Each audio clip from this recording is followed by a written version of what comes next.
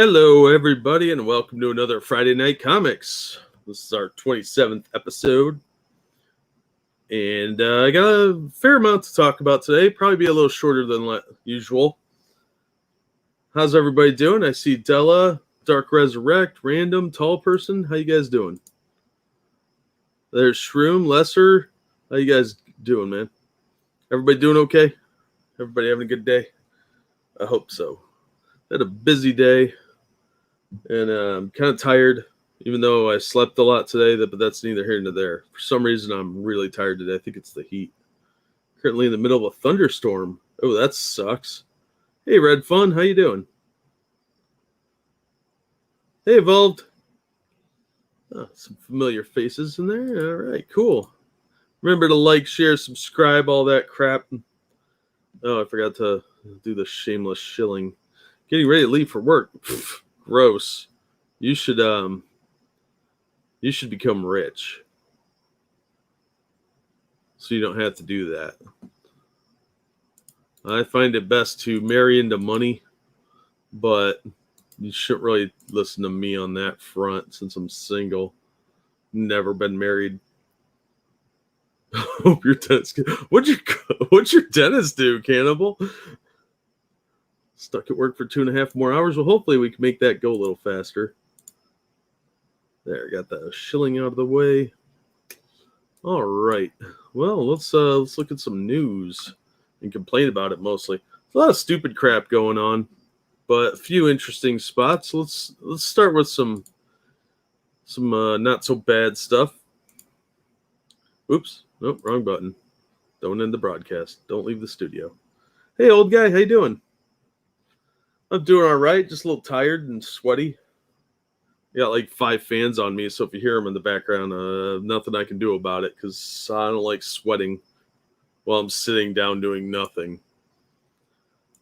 It's weird and gross. All right, so let's start with some slightly older news. This is about 4 days old. The ever lovely and talented... What? Your plan is to marry an Asian heiress? Oh, that's a good plan, Evolved. I like that one. That's similar to my plan. Hey, Jim. I just started. I was mostly complaining about the heat and general whining, you know. So I'm kind of tired, so it'll be another rambly stream. Female fans. Since then we can say it's not a sausage fest. You just found out you're blocked by somebody called Econ NB on Twitter. I've never heard of that person, so it's probably not my fault. If you're blocked by Dan Slott, that's probably my fault. Hey, Cirque, how you doing? Yeah, tooth pulled that was effed up, and if anything cold or hot touches. Oh, yeah, that's the worst. Oh my God, no. You're never overreacting when there's pain involved. Some people are babies, but I doubt you're one of them. You should have bit his finger for that. Well, no, that'd be rude, and I can't advocate for crime. But, yeah.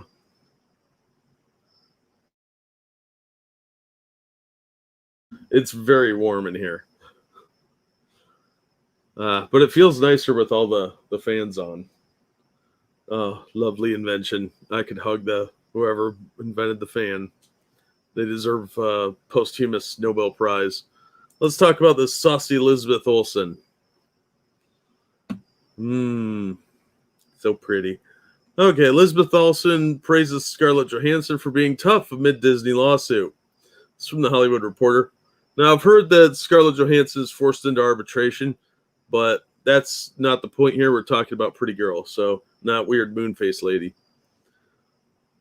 We can skip that first sentence. The WandaVision star spoke with Vanity Fair about the effects the coup had on theatrical releases in a joint interview with Jason Sudeikis published on Friday. Commenting on Johansson's recent lawsuit, Olsen said, "I think she's tough." And literally, when I read I was like, "Good for you, Scarlett." She explained, "When it comes to actors and the earnings, I mean, that's just all contracts. So it's either in the contract or it's not." She's not wrong. After the release of Black Widow, Johansson sued the studio, claiming her contract was breached when the film was made available on Disney Plus Premium Access tier the same day it hit theaters. The actress can earn bonuses when Black Widow reaches certain box office performance figures.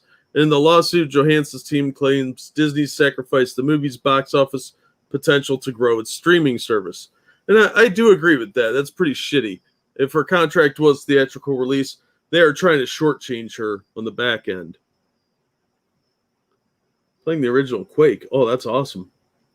If Dan Slott as Pizza for an Avatar pick, then yes, I'm blocked by him as well. I'm not sure if he does or not, but he probably should because he looks like a homeless Santa Claus. We'll get to him in a little bit.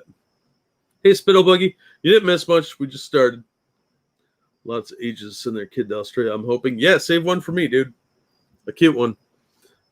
Stukas described Johansson's legal move as appropriately badass and on brand. Whatever. I don't think she's that badass. More as like suave when it comes to the business. Business savvy is very important when you're in this sort of industry.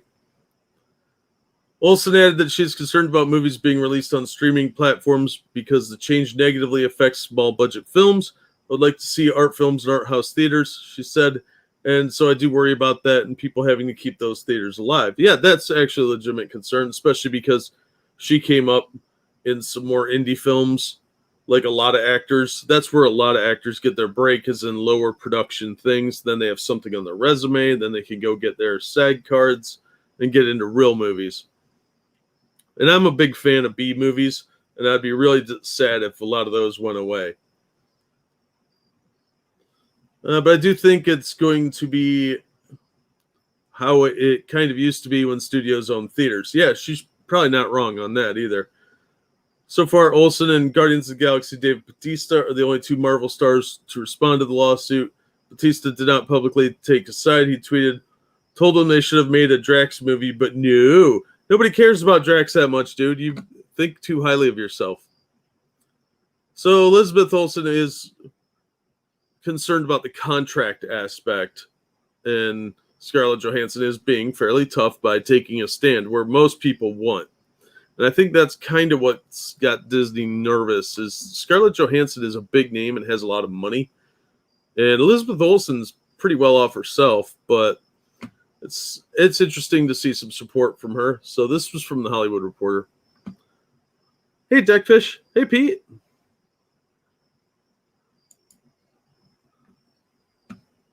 Yeah, Drax is annoying, and in the comics, he's not quite that annoying. But the actor is kind of annoying, too. And he's got a weird-shaped head. Oh, thank you, tall person. Happy National Banana Lovers Day. Ooh, bananas. By the way, did you see de Blasio's latest COVID vaccine PCA? It's cringe. He tries to appeal to kids with comics and not going to lie. My face hurts from the cringe face I made. I haven't seen that, but it's not surprising. He's pretty old and out of touch.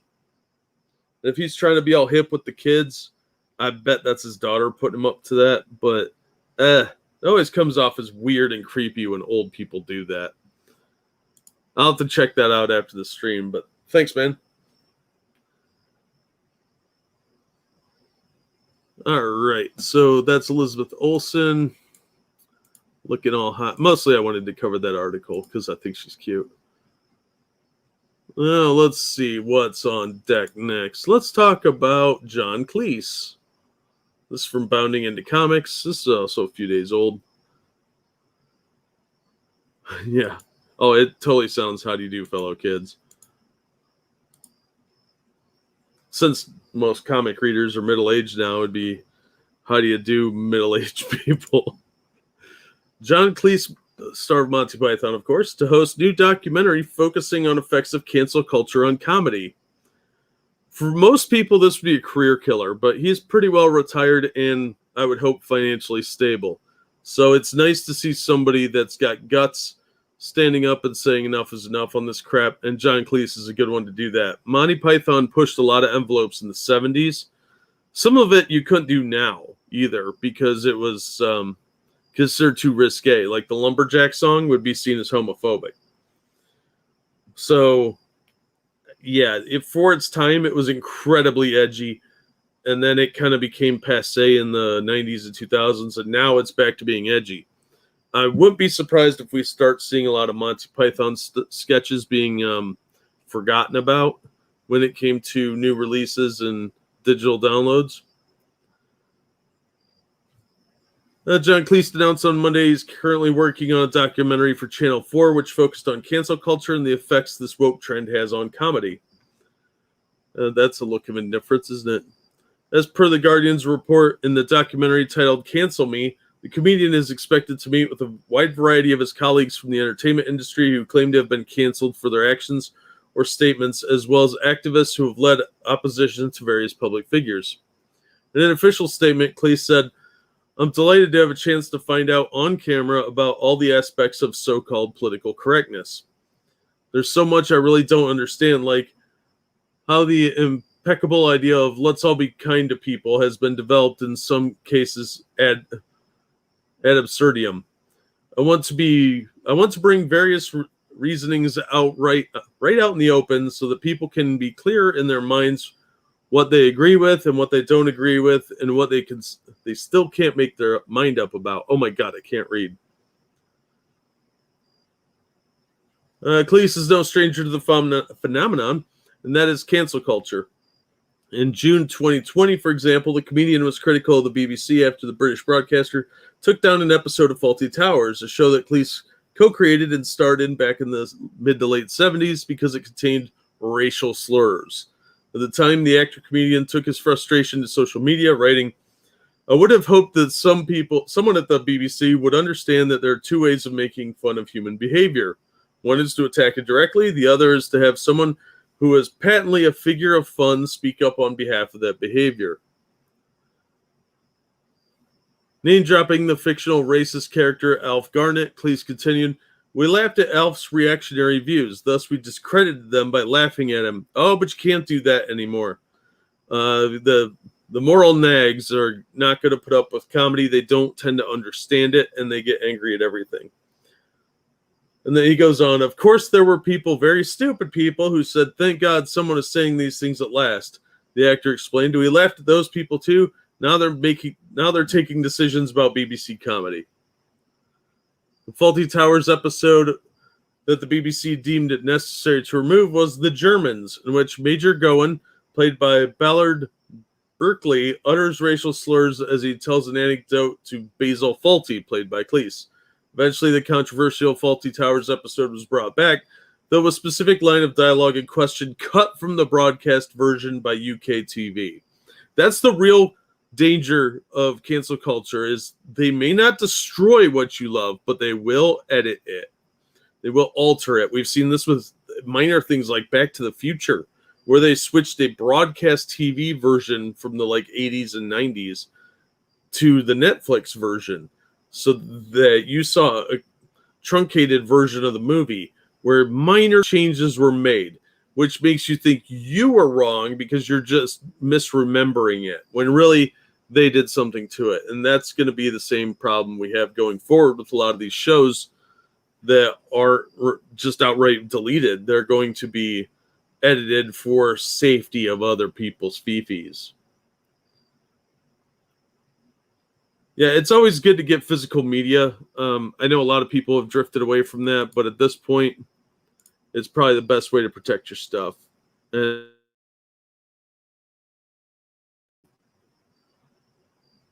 I plan on living a long, long time, Okie, or at least another 5 years. I'm not sure. I'm just kind of fat. I'm not crippled, thankfully. Hey, Tony. How you doing, Okie? Fawlty Towers was pretty fun. It wasn't as good as Monty Python, I didn't think, but it was fun. I haven't seen it in ages either, because they used to play it on our PBS stations, but they don't really do that anymore. So it's kind of hard to see that. Same with Are You Being Served? A lot of the stuff in there, especially the gay character, Mr. Humphreys, would be seen as very problematic now. Doesn't matter that he's gay. It's the way that the character is handled and some of the slang terms for gays at the time that are in there. So Find humor is now scolded, even if it's meant to be. To the point where they edit out what are obviously jokes making fun of racists. You still can't do that.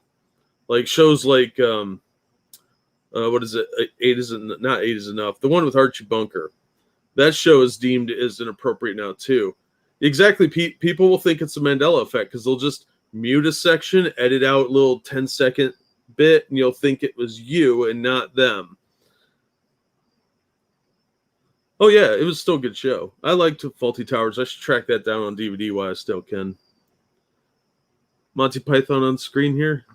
Hi, Atheist. Yeah, Monty Python used to be on the PBS stations around me anyway. So, yeah, I don't know. They just don't do that stuff anymore. Now it's a bunch of like crappy Frontline and NewsHour stuff that is real boring and very lefty. The episode also saw Cleese's character Basil doing an impersonation of that German guy whose name I'm not allowed to say on YouTube, which was also heavily criticized by media and social justice warriors when the episode was rebroadcast in 2013. He's making a clearly mocking joke, and that is still unacceptable because you mentioned Voldemort's name. After the episode was taken down, Cleese told Australian newspaper The Age, "If you put nonsense words in the mouth of someone you want to make fun of, you're not broadcasting their views, you're making fun of them." And for some reason, we've lost that because we've got these new quasi-religious moral nags that think they have to control everything, and people are letting them. Yeah, the Major was an old fossil left over from decades before. We're not supporting his views, we're making fun of them. If you can't see that, if people are too stupid to see that, what can one say? Faulty Towers was given a large number of people a great deal of happiness. Why would you want to stop that? Because your moral betters have decided it for you, because you're a baby and they're your nanny. It reminds me of the definition of a Scottish Presbyterian as someone who has a nasty, sneaking feeling that someone somewhere is having a good time. Yeah, exactly. Cleese also found himself the target of a cancel culture mob after saying that London was not an English city anymore. This observation, coupled with the fact that Cleese supported the withdrawal of the UK from the European Union, aka Brexit, stirred the pot amongst social justice warriors and woke media outlets, who in turn labeled the star as xenophobic. Some years ago, I opined that London was not really an English city anymore, wrote the actor on Twitter in 2019. Since then, virtually all my friends from abroad have confirmed my observations. There must be some truth. Yeah, he's not wrong. If you've been to London, there's not a lot of British people there. It's a lot of foreigners. And what's the polite way of saying illegal immigrants? Migrants, economic migrants. Doubling down on his stance, the renowned comedian then wrote, "I think it's legitimate to prefer one culture over another. For example, I prefer cultures that do not tolerate female genital mutilation." Yeah. And that's becoming more and more obvious with what's going on in Afghanistan lately. So if you think all cultures are beautiful and you're okay with female enslavement, chicks wearing garbage bags and getting their clits cut off, then you're a disgusting person. Cleese said this will be considered racist by those who hover eagerly hoping that someone will offend them on someone else's behalf, naturally. Oh, so true. Making a fairly valid point, which unsurprisingly led to another meltdown amongst his critics on social media. Yeah, so I think he's a good person to talk about cancel culture. He's still a pretty left-leaning guy, but I think he is definitely seen the effects of cancel culture on a lot of his friends and other comedians. Spud gun. Yep. London is an English city, so the non-Brit population of the majority. I'm not surprised. I've heard that Whitechapel's kind of bad with migrants because somebody I know on one of the Jack the Ripper tours got harassed because she wasn't wearing a head covering. It is the Dankula effect. Count Dankula was a real good bellwether for this because even when big celebrities like John Cleese are getting canceled, someone as small that can't stand up for themselves, like Count Dankula, he's just a normal guy with a YouTube channel. He got crucified, and they could have been a lot harsher on him, but thankfully the published pushed back a little bit.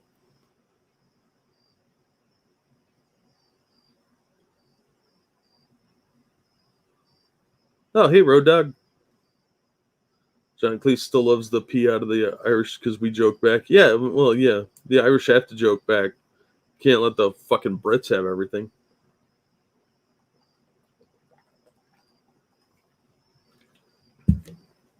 I'm pretty sure the only English people in London only were there to work, probably. Yeah, it's pretty disgusting what's going on and how you're shamed for disagreement now.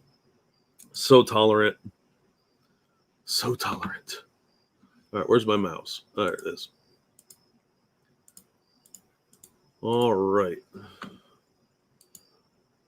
All right, let's talk about a rumor. This is from Bounding into Comics.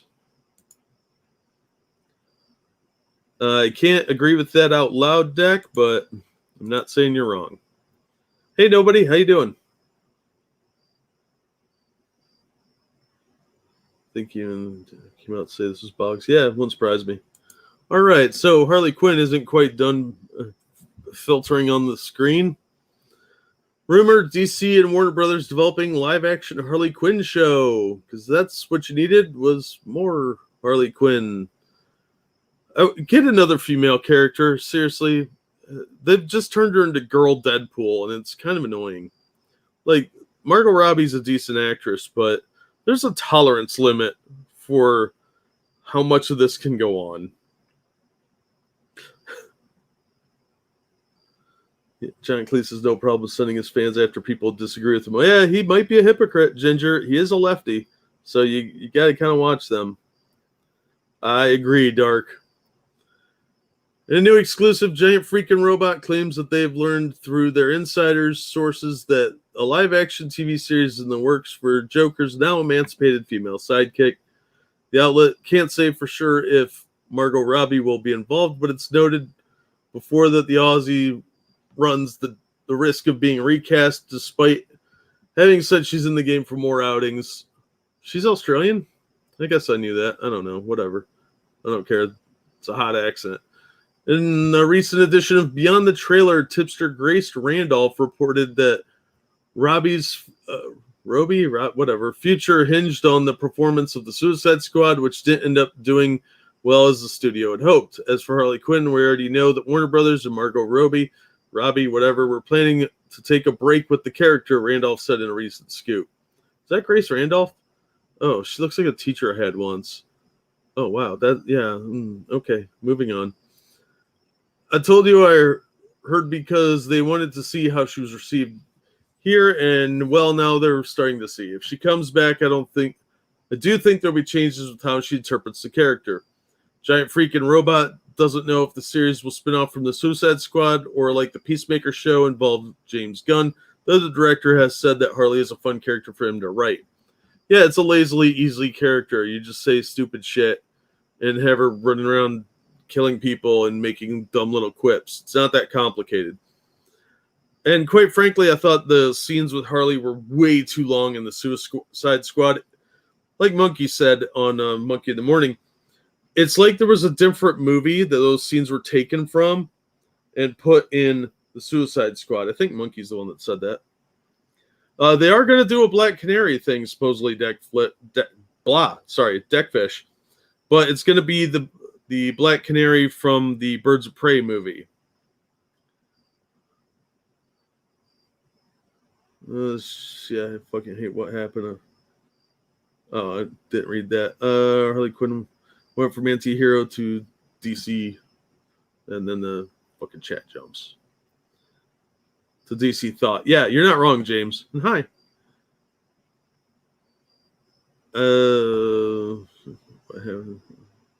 There's some sort of conversation going on here I'm not privy to. So yeah, this could be really total crap. I don't know who Grace Randolph is, quite frankly. The exclusive adds Robbie is interested in bringing more of DC's fierce females, which could be a lure to making a Harley series. Warner shares that mindset. They still want to use the flopped Birds of Prey property as a jumping off point. That's a huge mistake. That movie was awful. Not only has Journey Smollet's return in the role of Black Canary have been confirmed by new reports, but Grace, Giant Freaking Robot, additionally claims to have received a tip that a Huntress series is in the works. A Huntress series would be good if it was comics accurate instead of the Birds of Prey trash. Like, this tubby girl of like 12 is not Kane. That is not Orphan from the comics, who was a badass and for a long time a mute that fought in a bat suit. No, this is just some fat Girl Scout. Got nothing to do with anything. Giant Freaking Robot believes Harley is well loved. Yeah, mostly by women and annoying ones at that, usually. No offense, ladies. And then more of her is a good thing. I don't agree. Worm may agree, but they're going about this all wrong if they think they could salvage or redeem Birds of Prey. No, it was just trash. There's just no demand for more of those characters outside of Harley, who one could argue is just too much of a supporting character to carry more movies of her own. I would have to agree with that. I think an hour and a half of just Harley Quinn would be really obnoxious and annoying. There would be some really annoying fake geek girls that find it awesome and pretend they love it, but it would just be irritating. So I think this is a bad move on DC and Warner's part, but I could see them doing it. And you can always just watch it on mute and whack off to it, but I don't think they realize or care, Dark.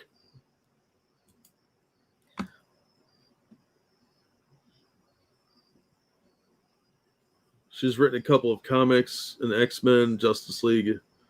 She does mainly YouTube. Oh. Well, lots of people have written comics, including Zoe Quinn, so that doesn't say a lot.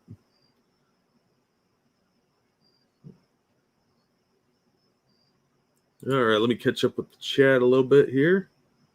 I've had better things to watch. Yeah, right? Clown porn doesn't really do it for me.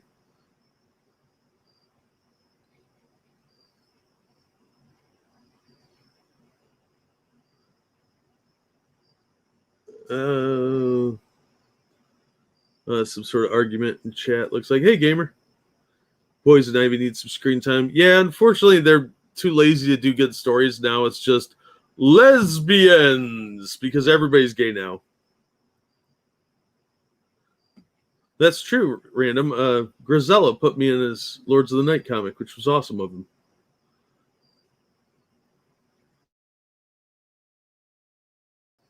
On a scale of good journalism, she's about a 3 out of 10.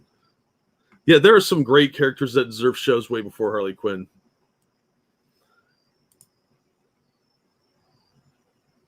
Alrighty. Oops, did I close that article? I think I did. Damn it. Okay, let's talk about the Facebook. Hey, Ryan.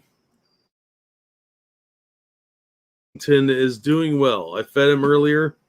He was in a bitchy mood, but once he got food, he was happy and seemed content. Didn't want me to bother with him anymore. So he's probably sleeping on the porch right now, waiting for me to come to attend to his needs some more, which isn't going to happen right now. This is from Bounding into Comics. Facebook removes Bill Sienkiewicz's anti-Comicsgate rant for violating community standards on harassment and bullying. Ethan Van Sciver reacts. I try not to get into the Comicsgate crap too much, but Bill Sienkiewicz is a legendary artist and inker, and this actually is news that Facebook would remove something he said, because he's as much of a somebody as you could get in comics.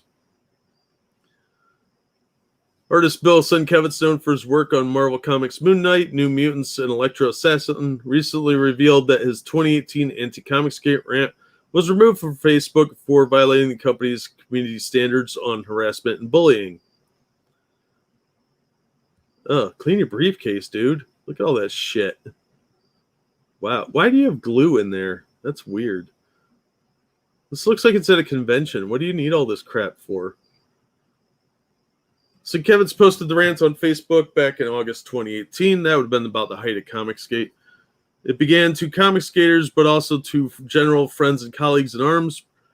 Profuse profanity to follow, be advised. Sienkiewicz then wrote, to begin, I'm convinced comics chose me as a practitioner, emissary, evangelist, what have you, rather than the other way around. Perhaps that's why I tend to view most other creators through a similar lens. whatever the actual reason people create comics, tell stories, live in this world, it's still a wonderful calling. Creators are family. Every voice is unique and necessary. Well, if every voice is unique and necessary, why do you have to put an advisory? Because you're about to bitch at some people. He continued, that said, comics sure as hell didn't choose the so-called Comicsgate contingent to promote hateful, misogynistic, and plain old ugly dogma. Oh, so you're one of the chosen and can spot the other chosen, like some kind of weird Highlander. Got it. No, these gators, you guys, you brought that ugliness all by yourselves. No, this doesn't sound ugly at all. You're right. To be honest, I just don't get your deal. Are you so insecure, so afraid, so fearful of the prospect of bearing the incel moniker, or by sharing creative space with someone with even more estrogen than you, that you're all somehow threatened to your very manhood or your livelihood? How super heroic of you, he wrote. He just sounds like a grouchy old man. He then asserted, I'd ask you to explain it to me, but frankly, what I've heard from your quarter already bores me, as well as just plain pisses me off. I'm effing despite bullies. Cowards. Okay, yeah, you're the moral arbiter. You're yelling on the internet, you fucking idiot. You're typing on Facebook an open letter to most of the people that probably aren't reading that. So, yeah, good job. That's not for internet PP touches. What you're each promoting individually is not some divine creative dispensation. It's just you being an asshole. Kind of like this post. Collectively, you're a gaggle, a clan, potentially with a K, unsubtle as that may be, a veritable bag's worth of douches. God. Whatever the name you give for your assembly, you're not the Avengers, you're still just a bunch of assholes. Okay. He should be canceled for drawing this scantily clad woman. Woman should have drawn. Can't talk that. Bigot. The rant continued. Comics isn't a boys' club. It's not a no insert ethnic group, gender, religion, sexual preference here allowed.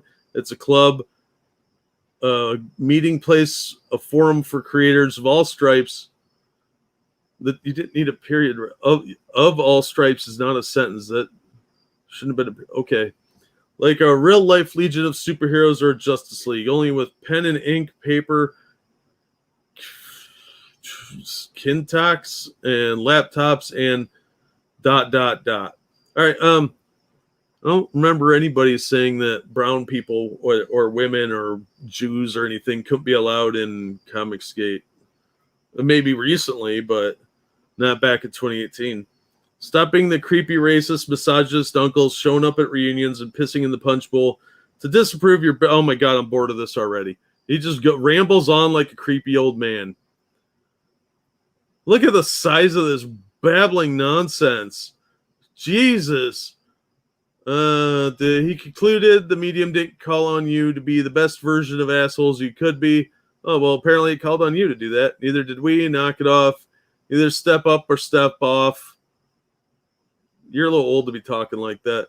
We, comics, and the audience will be absolutely fine without you. Really? Because the industry's tanking because of all this PC bullshit. So Kevin's recently revealed that the anti-Comicsgate rant was removed by Facebook. He posted, apparently my 2018 open letter to the Comicsgate crowd has received renewed attention. It also now violates Facebook community standards against profanity and bullying. I really think they missed the point. Well, I don't. I think it would probably violate the terms of service in the technical, literal sense that people like you use it for when you report people. The artist then proceeded to share a screenshot of Facebook informing him, your post goes against our community standards of harassment and bullying. No one else could see your post. We have these standards because we want everyone on Facebook to feel respected and welcome.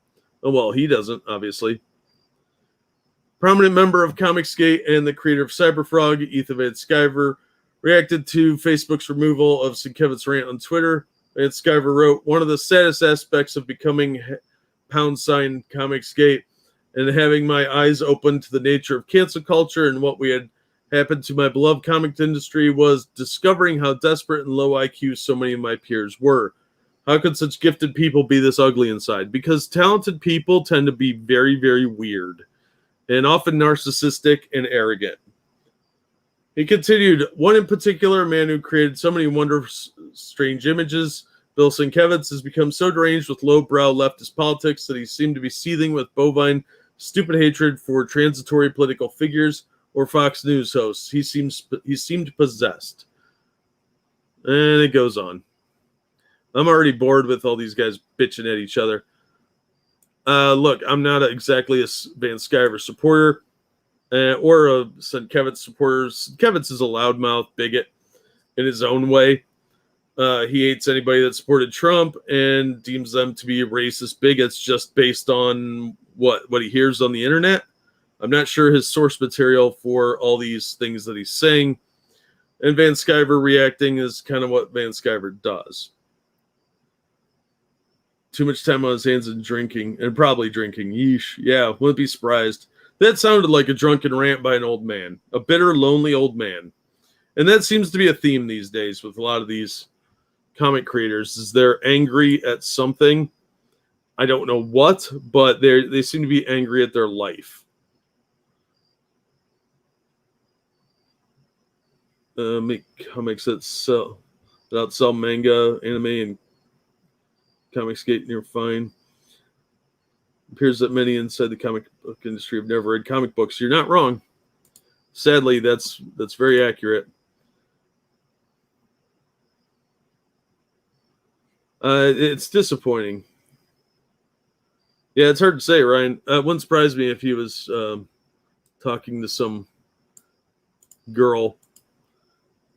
But yeah, it's disappointing. I don't care about your nonsense politics. Just do your art and leave everyone alone. If people don't like what you're doing, they'll go somewhere else. And you'll still have a customer base of some kind, I'm sure. But acting like a psychopath and posting crazy rants, not helpful to anyone. You're just chasing customers away.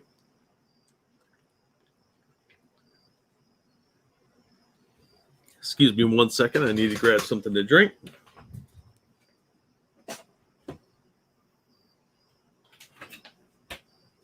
All right. It's nice having the fridge right behind me. So I'm not surprised that it got yanked down. I am surprised that it was a leftist rant because usually Facebook leaves that, but it did violate their terms of service because he was being a complete jackass. So it's a kind of a mixed bag. I don't think people should be silenced, but if you're going to be silencing one crowd, you should silence people on the other crowd just for consistency. But we all know that silencing people just drives them underground, and it doesn't benefit anyone. Hey, Ori. No, I don't drink, Ryan. I don't drink alcohol. It's just water. It's way too hot to be drinking booze anyway. I'd get all dehydrated and pass out. All right. This one is from Bleeding Fool.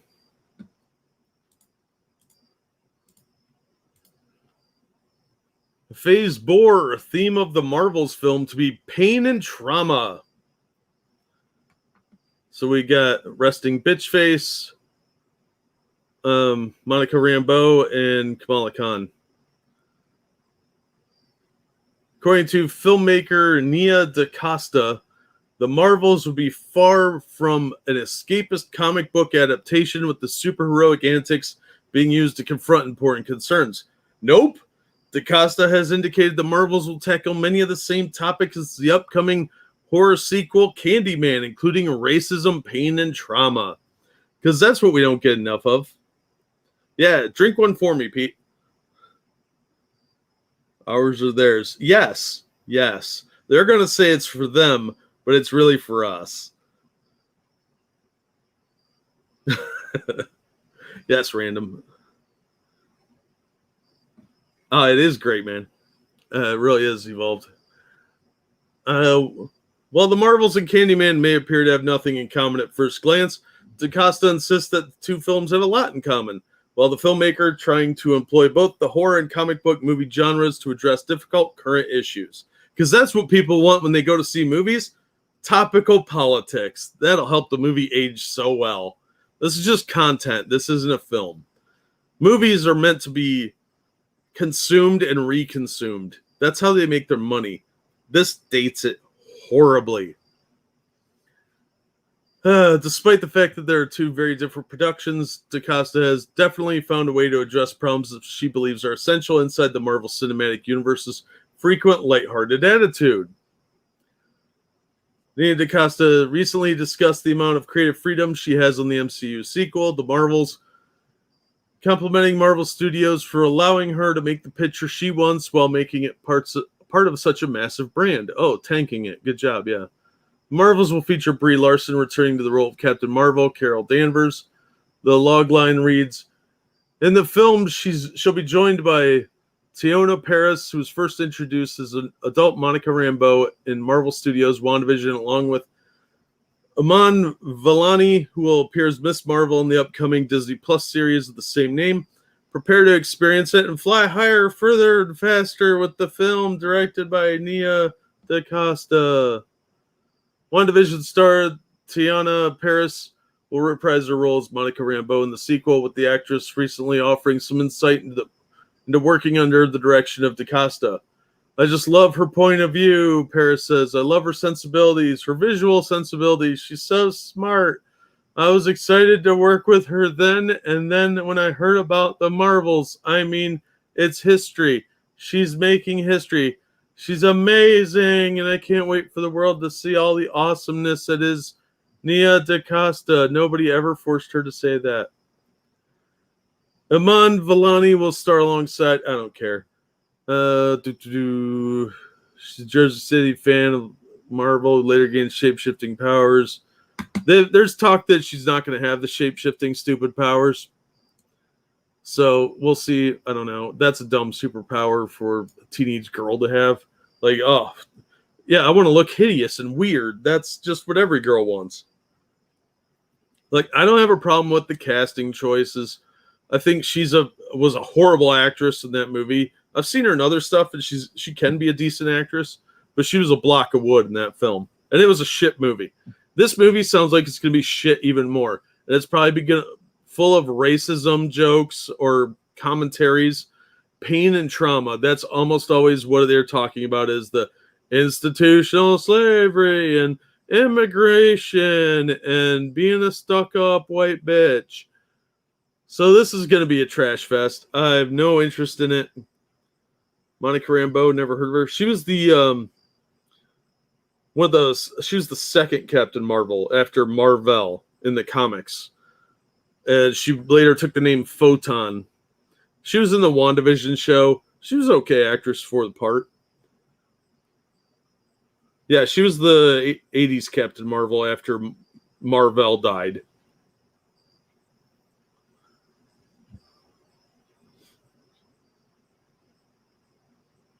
Well, isn't that a lot of the feminists want to look ugly and weird? Yeah, sadly, but normal girls don't. So that's why they keep losing box office numbers. Maybe, Sean. That's a good question. Does she travel with a prayer mat? She was chairwoman of the Avengers. Yeah, and the Avengers were cool under Monica Rambeau. And under the Black Knight, for that matter. This Marvel had her power stolen by Rogue from the X-Men. We don't know. There might be some of that in here. That could be the pain and trauma that Blondie's going to suffer. But they haven't said what they're doing with the X-Men yet.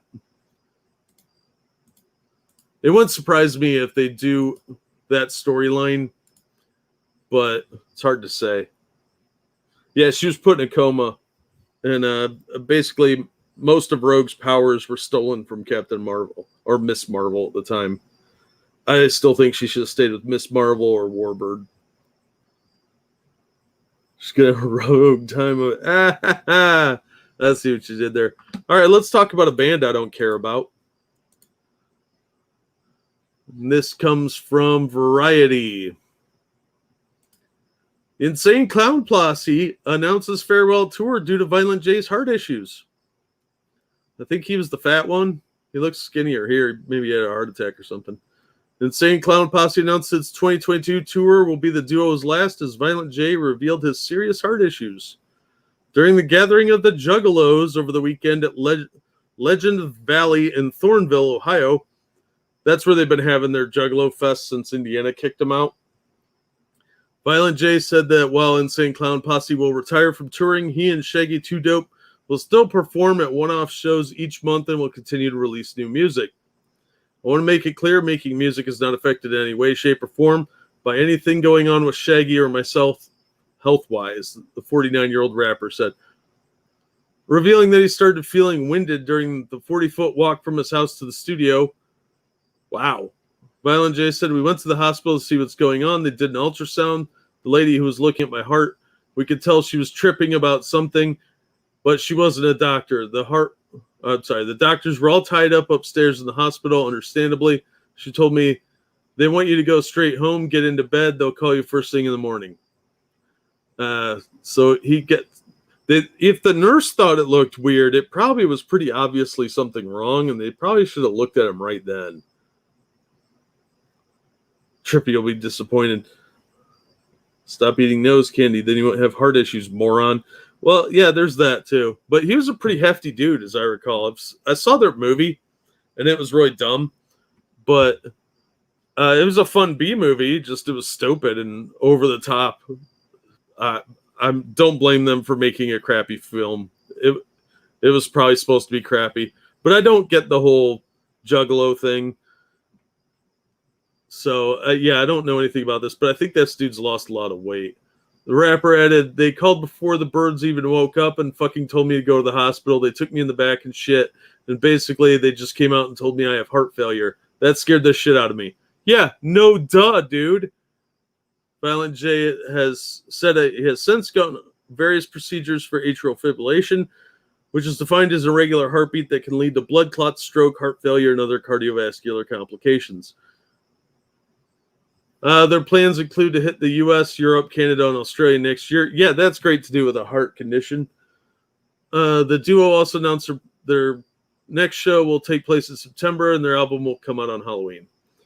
So making music probably isn't that strenuous on him, but the touring definitely will be, and live shows will be too. I think they're going to end up canceling those live shows. But yeah, so if you're an Insane Clown Posse fan, this will probably be your last chance to see them. But I don't know if they'll ever solve the mystery of what magnets are. Oh, thank you, Tony Griff, for the generous donation. Give me a good comic. I don't care about your politics. Exactly. I just want entertainment escapism from my shit life. I don't need any of your bullshit nonsense politics in there, you weirdos. Hi, Megan. Sorry, Tony, I was reading the article. I can't see both at the same time, unfortunately. I only have two screens, and I can't see one while looking at the other, unfortunately. Aren't the girls called juggalettes? Are they? Because that's funny. I don't know anything about the band, so can't tell you. Oh, there's two movies? I'll have to watch the other one. Like I said, I like B movies, so I didn't think the first one was good, but you know, I don't fault them for making it. You got to ride that train till it's off the rails, you know, get every nickel you can. So yeah, good on them for making a. See, that's why I want to lose some weight, because I don't want to end up that way. I mean, he was a pretty hefty boy, and he probably did some drugs, but I think AFib does run in my family too, so I should probably look into that.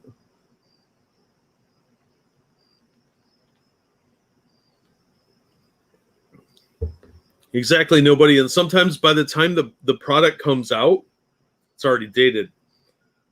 I got I read the first Umbrella Guy book, Case of the Littlest Umbrella, and that was massively dated by the time it got to me, and that only been about a year. Most of the people that were pictured on it, because they had this on the ash can, they had pictures of the Comicsgate people. Most of those people weren't even in Comicsgate anymore. They'd either been tossed out or brushed aside by Van Sciver and War Campaign. No, I don't, Ryan. I'm not that fat, thankfully. I'm overweight. I'm not morbidly obese. Although if you heard my doctor bitching at me, you'd think so. But nope, I'm just about 30 pounds overweight. So I'm trying to lose some weight and trying to eat a little better, and that's not easy. Mostly because I just had pizza like 2 hours ago. All right, let's read an opinion piece from Bleeding Fool. That should be kind of interesting. Why are liberal websites so thirsty for gay superheroes? That's a good question. What is with his nose? That looks weird. More far-left news sites are predictably delighted at changing another established mainstream superhero figure to their favor. One of these is Polygon, and let's talk about Tim Drake. Oh, they just love where this is going, don't they? For shame. Here's how the author decided to go about this. And the author from this Polygon piece says, when Dave Walgo's my editor for Batman Urban Legends reached out about doing another Tim story, I was thrilled, Fitzmartin told Polygon via email. We talked about where Tim Drake has been and where he was at the time and came to the conclusion that it needed to be a story about identity and discovery, because so original. What was next for the Boy Wonder? Well, he's not technically the Boy Wonder. That would have been Dick Grayson. But okay, identity and discovery. It's always these categories with everything. It can't just be like, what kind of adventure is he having this month? No, it's his identity and discovery. It's just lazy. She says she spent the days thinking it over before emailing back. Look, I don't know if this is something that can happen, but this is the story because it's the only story it can be. You can tell a woman wrote it because it's a bunch of emotional baggage nonsense. The whole coming out thing was stupid. It was lazy, and he had to rely on his stupid normie friend and future boyfriend to help him fight bad guys. Whatever, fuck off. Even after she got the go-ahead, Fitzmartin says it only took some time to absorb the idea that she was going to create a coming-out story for Robin, and a very established version of Robin at that. I fully sat on my floor of my apartment for a solid 2 minutes in happiness as it sunk in that you corrupted something that wasn't yours and chased off more fans. Yeah, good job. Good win there, Thanos. Good job.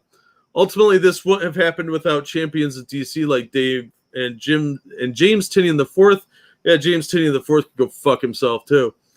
And I hope it's as meaningful for others as it has been for me. No, this is just your weird emotional baggage.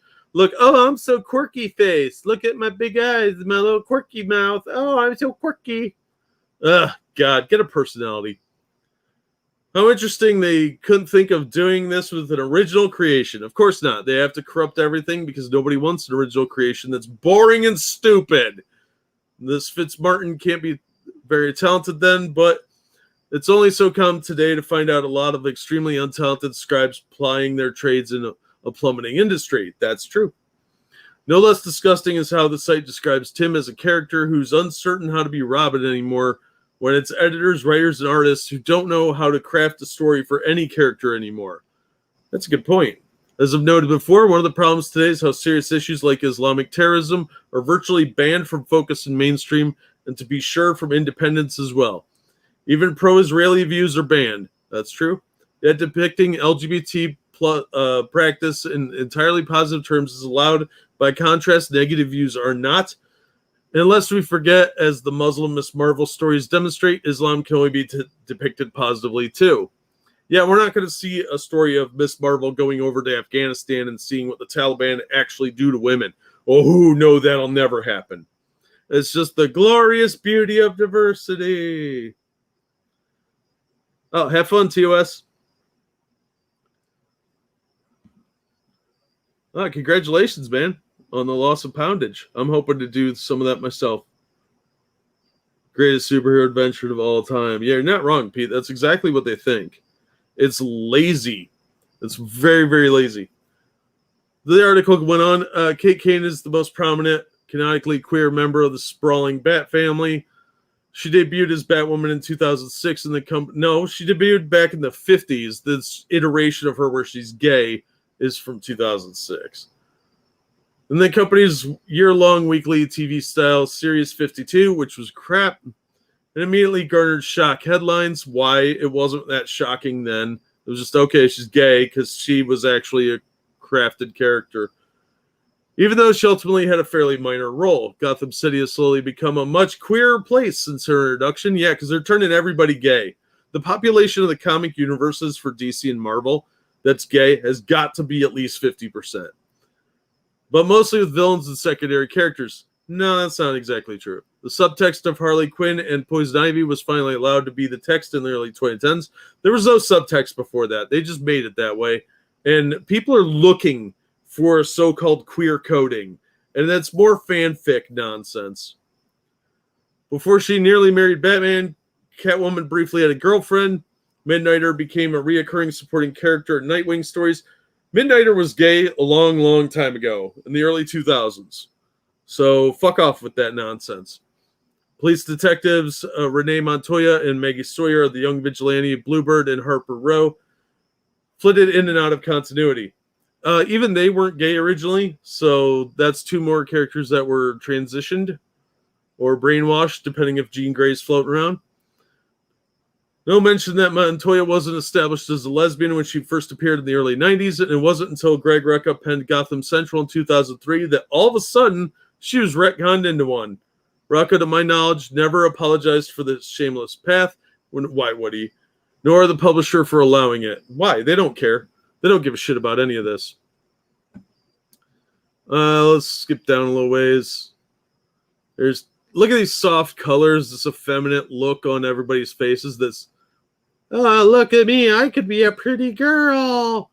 This is very, very coded. And what they're doing more with these, instead of shadows being in blues, they're making them in pinks and oranges, is a lot added on to this because it's meant to make, like, look, his face is a little flushed. That's the lighting. It's supposed to be day for night, like evening time. And it's just trying to set up this very effeminate look to everything. It's really lazy. Yeah, and they're trying to go back and code Tim Drake's friendship with Connor Kent. They were best friends for a long time. And they're trying to code that as some sort of gay relationship that never existed. It's really disgusting. And DC is pathetic for this. And a lot of that falls on that new guy that's running things, Cherry. He's very, very much heavy in social justice and BLM type activism. So a lot of this goes to him. And we're seeing a lot of that with the milestone stuff and basically the hate whitey crap that's coming out of that. Robin comes out as trans and gets bottom surgery. They call it Robin to Robin, a tale of two genders. you joke, but I could see them doing it. Well, Tim Drake catch HIV. You know, Assassin, I wouldn't put that past them. And hi, by the way. Hi, Louie. It wouldn't surprise me if they tried that crap. Oh, thank you, Keldrick. I absolutely hate what they did with Harley and Ivy. They made their forced relationship more important than the fact that they're psychopathic, she-joker, and an eco-terrorist, respectively. Yep. They've minimized the line between good and evil. And that, I think, is more dangerous for creating good stories than anything else, because there have to be heroes and villains in these are mythology. There's always heroes and villains. By eroding that to this lazy moral relativism, they watered down their own storylines, so you really can't have conflict, at least interesting conflict. So they end up with a bunch of people sitting around having coffee because that's all they can come up with to do. So thank you, Keldrick, for the donation. This is just bad storytelling. These are people that don't understand 3-act story and protagonist, antagonist. They understand the very primitive surface level concepts of that from having watched a lot of TV, but they don't understand that there has to be some sort of conflict. An identity is not a conflict. It's also not a personality. So creating characters that are memorable and that last is more than their surface level sexual preference or saying stupid shit. So people like Harley Quinn are watered down to being just jokes and sexual identity. Same with what they're trying to do to Tim Drake. He is no longer a guy who used his detective skills to figure out who Batman was, ended up getting his own father killed because of his identity as Robin, and lost a lot of things, struggled horribly with his girlfriend, who was sometimes his adversary, and has gone through a lot of really, really serious stuff. Instead, now he's watered down to like being that bisexual kid who is required to have his boyfriend fight with him in a street fight. It's pathetic and it's lazy and it's bad storytelling. It's very much a feminine way of telling stories, is constantly talking about emotions and feelings. And this is not that industry. This is not Harley Quinn romance novels where that's sort. You want to write a superhero romance book? Fine, go do that. The target audience for comic books are basically male power fantasies. And you're trying to appeal to men, particularly young men of high school to college age, is typically the demographic you should be shooting for, because then you have longer term customers. Those customers will last through middle age, because although the book is no longer targeted directly to them in middle age, it will still appeal to them because they like the characters. They've lost that concept of who their own audience is or should be. That's why the industry is failing, and all those age demographic people are moving over to anime and manga. They're getting away from their core base, and it is killing the industry. And the people that are sticking with it are going toward the indies. They're not buying DC and Marvel. The Zorro books I buy at one comic shop outsell Batman. And that's pathetic because they sell 8 copies. And they only stock 6 copies of the Batman books because the people have just walked away. Batman's a pussy now. He's an emotionally crippled invalid who requires his mommy to come save him every time. Even under Tinian, who was doing better than Tom King, still is having Batman rely on these female characters that have to bail him out of situations. It's lazy and it's pathetic. Go back to your target demographic and watch sales increase. They are forcing fanfics on the public. Absolutely, Sean.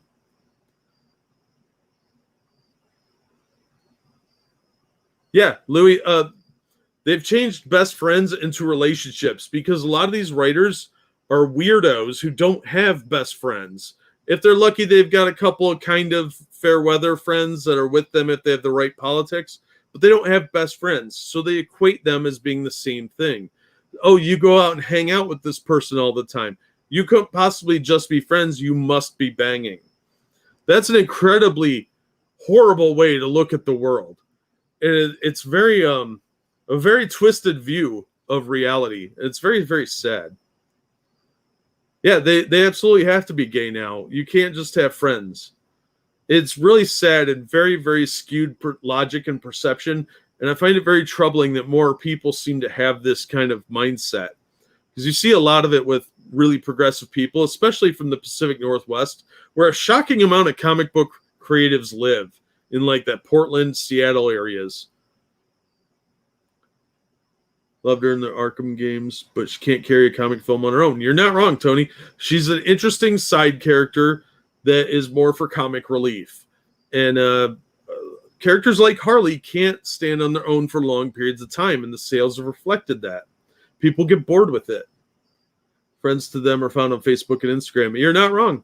Yeah, they view those allegiances as friendships, and they're not. Those are fair weather friends. They will leave you when things get tough. Friends will help you move. Everybody else is just an associate.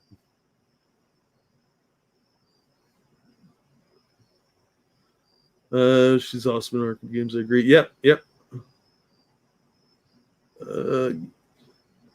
Comic writers are from the frickin' Portlandia. That explains everything. Yeah, you'd be surprised how many of these people live in the Portland and Seattle area.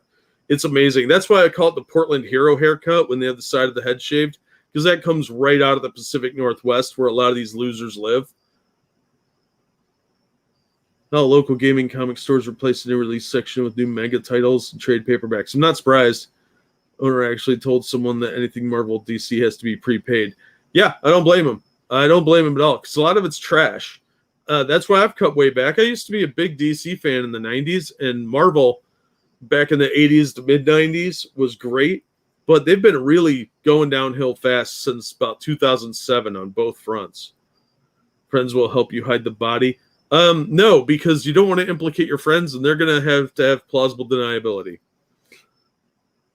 Friends are people you share memories with. Yeah, a lot of these people are going to grow old with a lot of regrets. And I find that very, very sad.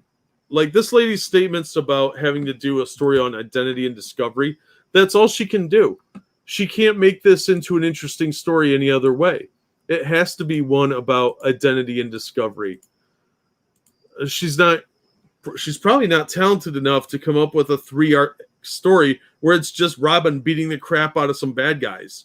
Like whatever happened to stopping somebody from stealing a TV?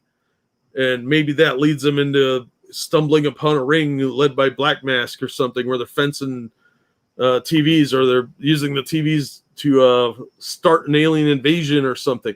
Make it fun, but they lack that very basic creativity. So they have to go with these emotional, short-sighted storylines. Oh, Tim Drake's gay now because that's the only story they can come up with. And a fist fight breaks out. Oh, that's real deep, you guys. Great imagination there.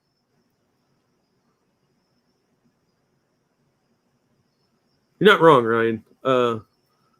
They introduced Harley in the Batman animated series, and that was the best version of her. She's gone downhill from there. You're not wrong, Keldrick, but they've I can understand them bringing her over into the comics. She was a very popular character, but they've made her into this girl Deadpool nonsense. And Deadpool has been watered down for years, too. He's another one that shouldn't have his own book, do the occasional miniseries, and that's it. And it's really sad that they have to take these characters and try and milk them for their popularity, when if they would do them as backup characters or ancillary characters in a story or in miniseries occasionally, they would get more mileage out of that because the trade paperbacks would sell better, the single issues would sell better. Instead, they're doing this shotgun effect. Well, you love Harley Quinn, let's have her in 5 books this month because we lack creativity and we're desperate. They're trying so hard to throw anything at the wall, and it's really sad to see. It's a very desperate move, and it's very shallow and lazy. It's not stealing, it's redistributing. Yeah, sadly, that is how they view it evolved. Very sadly. All right, let's see what we got next. Now that I'm bitching a little bit. Okay, let's leave some of the more fun stuff for last.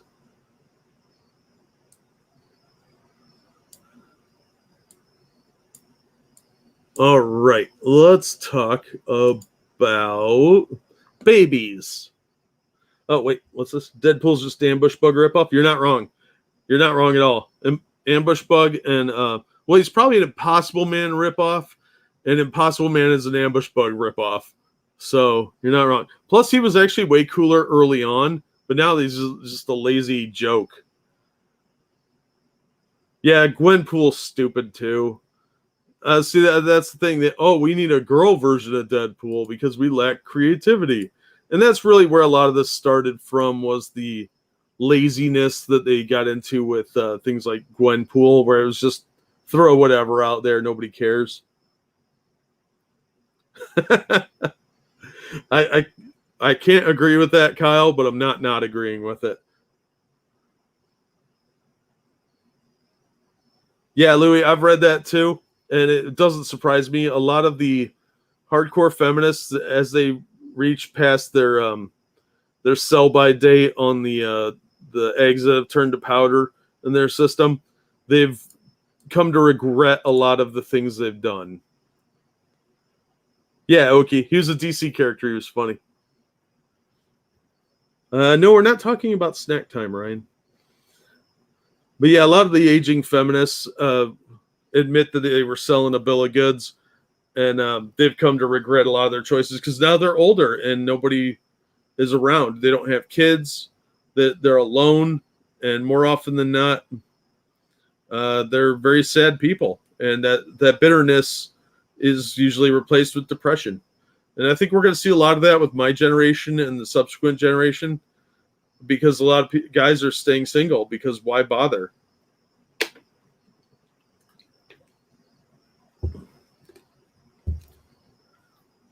Yeah, James. See, that's a much better book than they wrote.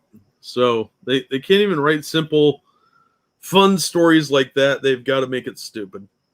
All right, Variety. Man photographed as baby on Nevermind cover sues Nirvana alleging CP. Whoopsie. Notice how they cropped the photo. Spencer Eden, the man whose unusual baby portrait was used as one of the most recognizable album covers of the time, Nirvana's Nevermind, filed a lawsuit Tuesday alleging that the nude image constituted CP. I think the feds would be involved in that. Fuck having a wife. Right, Kyle? You'd have to have all sorts of prenups and stuff. It's just not worth it. And it did it under 150 characters. Yeah, because it seems like a pretty basic thing. Anyone who's read a comic book should be able to do that. Do the right thing, import your women. Yeah, import them from countries that still understand that there is a relationship and not women pushing men around. And they aren't going to take you to the cleaners. The album cover depicts Eden underwater in a swimming pool as a then infant with his genitals exposed. The image has generally been understood as a statement on capitalism, as it includes a digital imposition of a dollar bill on a fishhook, and the baby appears to be enthusiastically swimming toward. Non-sexualized nude photos of infants are generally not considered CP under law. However, Robert Y. Lewis, Eldon's lawyer, offers an unusual interpretation of the image and argue that it crosses the line into child naughtiness. Writing that the inclusion of currency in the shot makes the baby appear like a sex worker. Well, you have a dirty mind, Mr. Lewis, you fucking weirdo. Defendants intentionally commercially marketed Spencer's child photograph and leveraged the shocking nature of this image to promote themselves and their music at his expense. Did they pay for the picture? This is in California, so there's that. This was obtained by Variety. Defendants used CP depicting Spencer as an essential element of a record promotion scheme commonly utilized in the music industry to get attention, whereas album covers post children in a provocative manner to gain notoriety, drive sales, and garner media attention and critical reviews. The cover art subject, who, like the Nevermind album itself, is now 30, is asking for at least $150,000 each of the defendants, who include surviving band members Dave Grohl and Chris Novoselic, Courtney Love, the executor of Kurt Cobain's estate, Guy Orsi, Cats Are Fighting Outside, and Heather Perry, manager of Cobain's estate. Oh, those are raccoons. Photographer Kurt Weld, art director Robert Fisher, and a number of existing or defunct record companies that released or distributed the album in the last 3 decades. Certainly waited a long time for that. Whoever thought this argument should be looked at very closely, damn right. Don't show these people the blind faith giver, right? They'll probably pay to make them go away. That won't surprise me either. This sounds like a really lazy stunt, though. Like, this guy's just fishing for cash. Kearsley, original drummer Chad Channing, is also named as a defendant, who was part of the group at the time, even though he had been replaced by Grohl in 1990 before the album was recorded or the cover photograph even shot. So this guy's being sued, and he wasn't even around at the time. What the hell is going on out there? Ugh, somebody's fighting. Hope it's not my cat. Eldon has repeatedly recreated the pose as a teenager and adult diving into pools with swim trunks on occasion of the 10th, 17th, 20th, and 25th anniversaries. However, in most of the interviews accompanying these photo shoots, he expressed deeply mixed feelings about being famous for the Nevermind cover and whether he was exploited by it. Until now, despite its ongoing ambivalence toward the photo's legacy, he has described it as pornographic. Neither Spencer nor his legal guardians ever signed a release authorizing the use of any images of Spencer or his likeness, and certainly not for commercial CP depicting him. This is the actual point he might win on something, is if they never signed a release authorizing the use of the image, they effectively violated his copyright ownership, because whoever took the photo is probably the owner of it. And since he's considered a model, he would have some release, because in order to get a commercial release of a photograph with somebody in it, unless they're obscured in some way, you have to have a signed release. I know that from my photography classes in college. So he might get some money based on that, but not, I don't think on this whole CP aspect. I don't think he's going to get anything in that. I'm not sure what that fight is. It sounds like a raccoon and a crane fighting, but it's hard to say. Don't sell pictures of your child like this. Yeah, obviously. A lawyer put that bug in his ear, and here we are. Probably. He might be in some kind of financial trouble, too.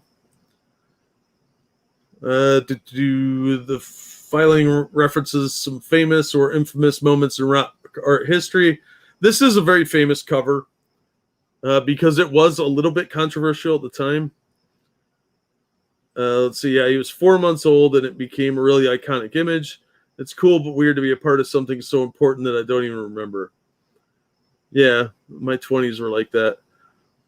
In 2008, Spencer's father, Rick, recounted the 1991 shoot to NPR. His friend, Weldell, the photographer, calls us up and was like, "Hey, Rick, want to make $200 and throw your kid in the drink?"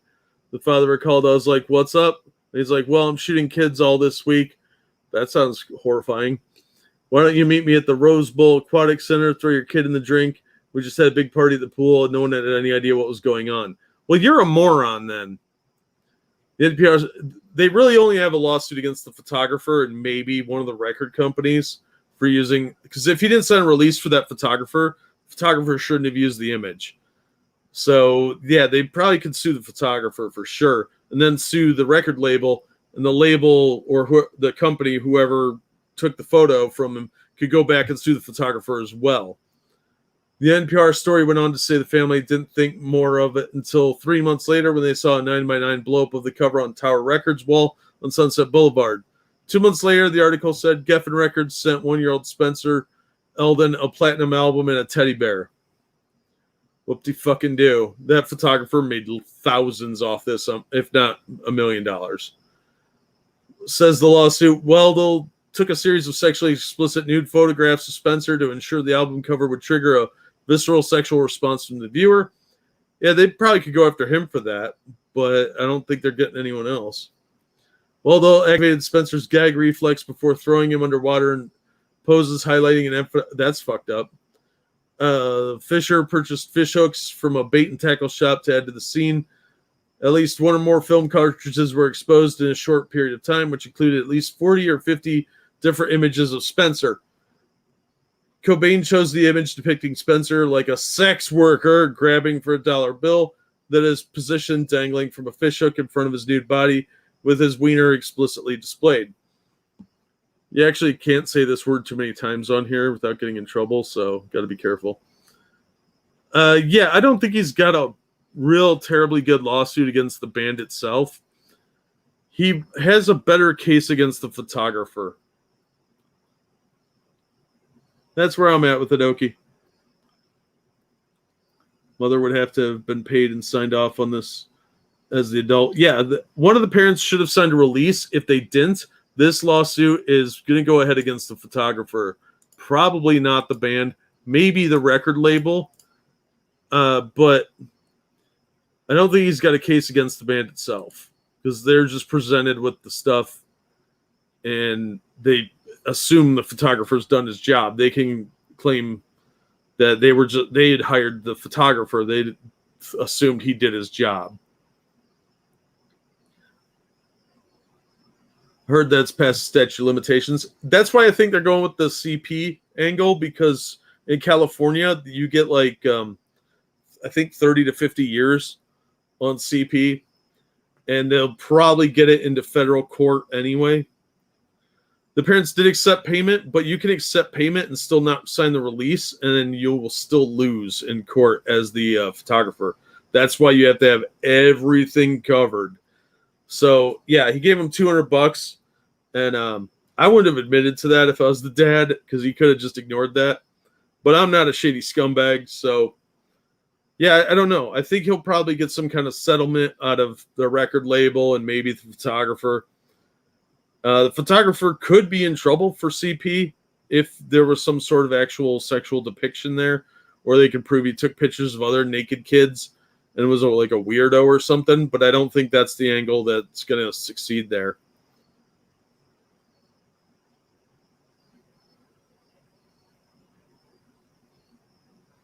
Oh, that's weird, Louis. Yeah, I don't know why people would want naked pictures of children at all.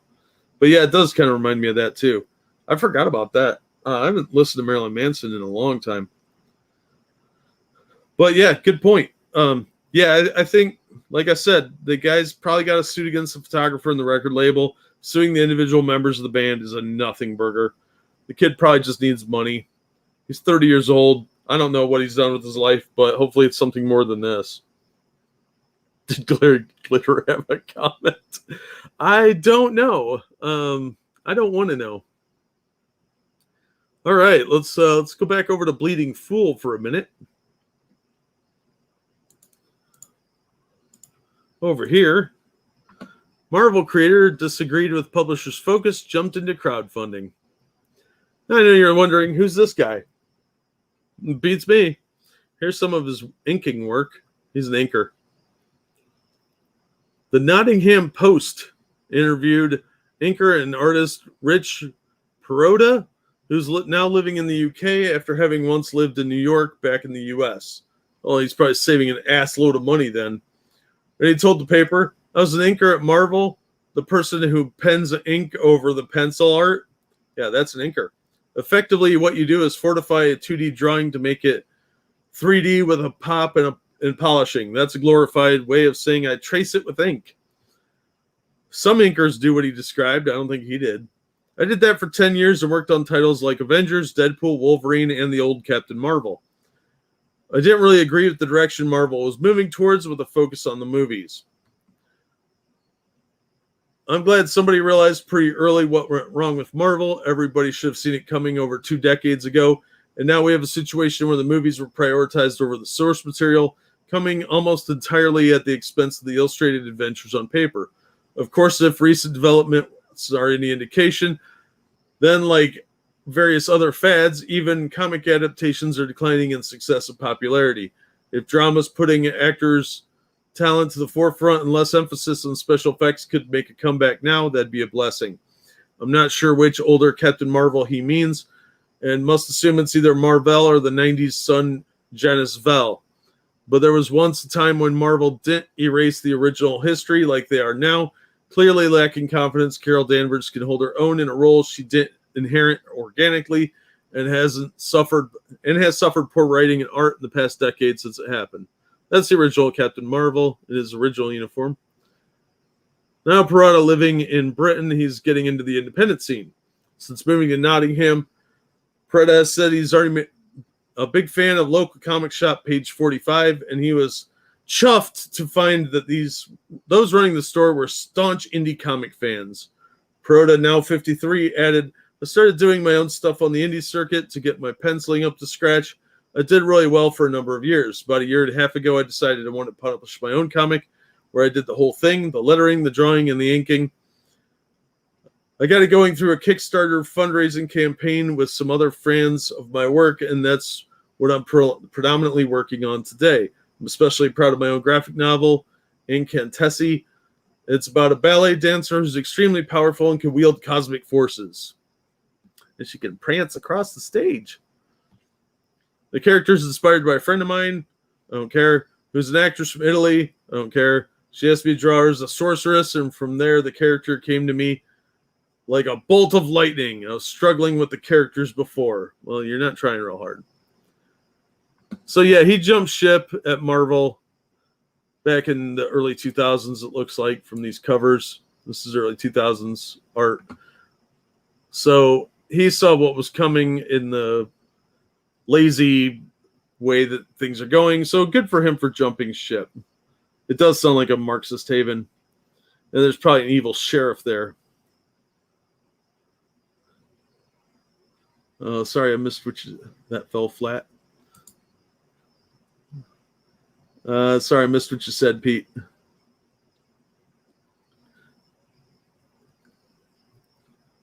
A ballet dancer or ballerina. There's a difference. I don't know. They both prance across the stage, don't they?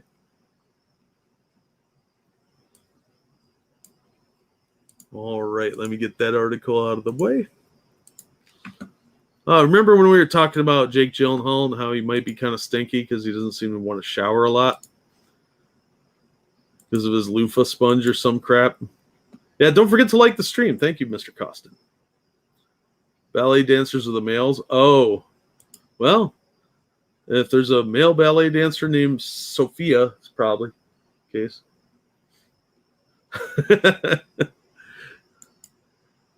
This is from CBR. Jake Gyllenhaal to headline Robert Kirkman's Oblivion song film.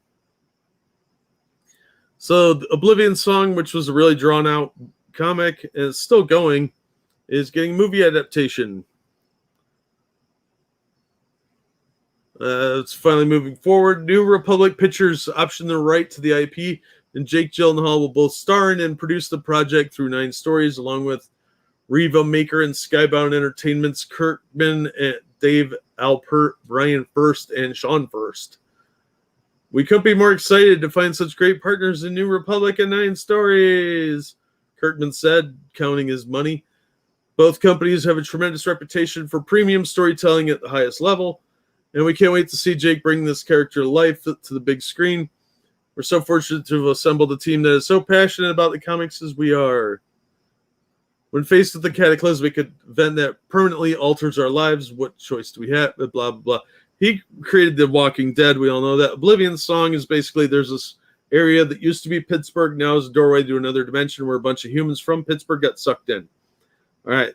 And there's one guy that goes in there to try and rescue people from there, but he's been trying to find his brother, and that's like the crux of the story. I think I might get the HasLab Galactus. Oh, that'd be cool. This series started in 2018. Just finished with issue 36. I didn't know that. Series takes place 10 years after several hundreds of thousand Philadelphians get suddenly lost in oblivion and centers on Nathan Cole, who's fixed on finding them. Feature film adaptation was greenlit by Universal Pictures at the time. Sean O'Keefe was tapped to pen the script, though it's unclear if he's still involved. So it's moving over to Jake Gyllenhaal's production company, and apparently he's going to star in it. It would make it a pretty decent movie. I don't know if they're going to make it a good movie. The book took too long to get anywhere, like all of Robert Kirkman's things. He's a very slow storyteller, so just wait and get the trade paperback, and then maybe you'll get most of a story. So he really likes to drag things out for the trade, and I find that very obnoxious when you're talking about like a 22-page comic book or 24 pages even, I think is what these were. And it's just boring. No, get somewhere. Something has to happen. I'm giving you my money. I want my money's worth.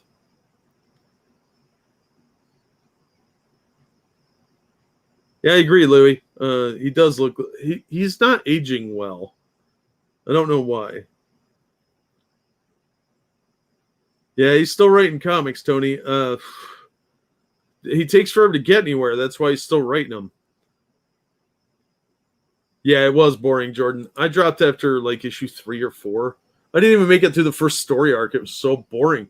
Like, it was just taking too long to get anywhere. All right, let's talk about the new Dune movie. Because, you know, I'm sure everybody wants to go see that. It's got MJ in it.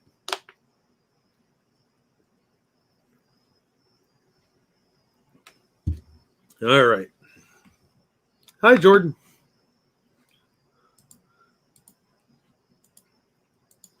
All righty. From the CBR, one of Dune's biggest stars was only on the set for 4 days. Despite the grand nature of the upcoming epic film adaptation of Dune, one of the most predominantly featured actors in the film shared that she only spent 4 days on set. When asked about her character, Chani, in an interview with Empire, Dune star Zendaya revealed that she spent a very limited time on set. My part is very, very small in this movie, and that's why I'm excited to see it, to see what everyone's been up to. She said, Dennis and I had a little discussion about who Channy is and the strength she possesses. She's a fighter. That's what her people are. I only had a few days with her, so I'm kind of scratched the surface, but it was really so much fun figuring her out. You figured her out in 4 days? That's interesting.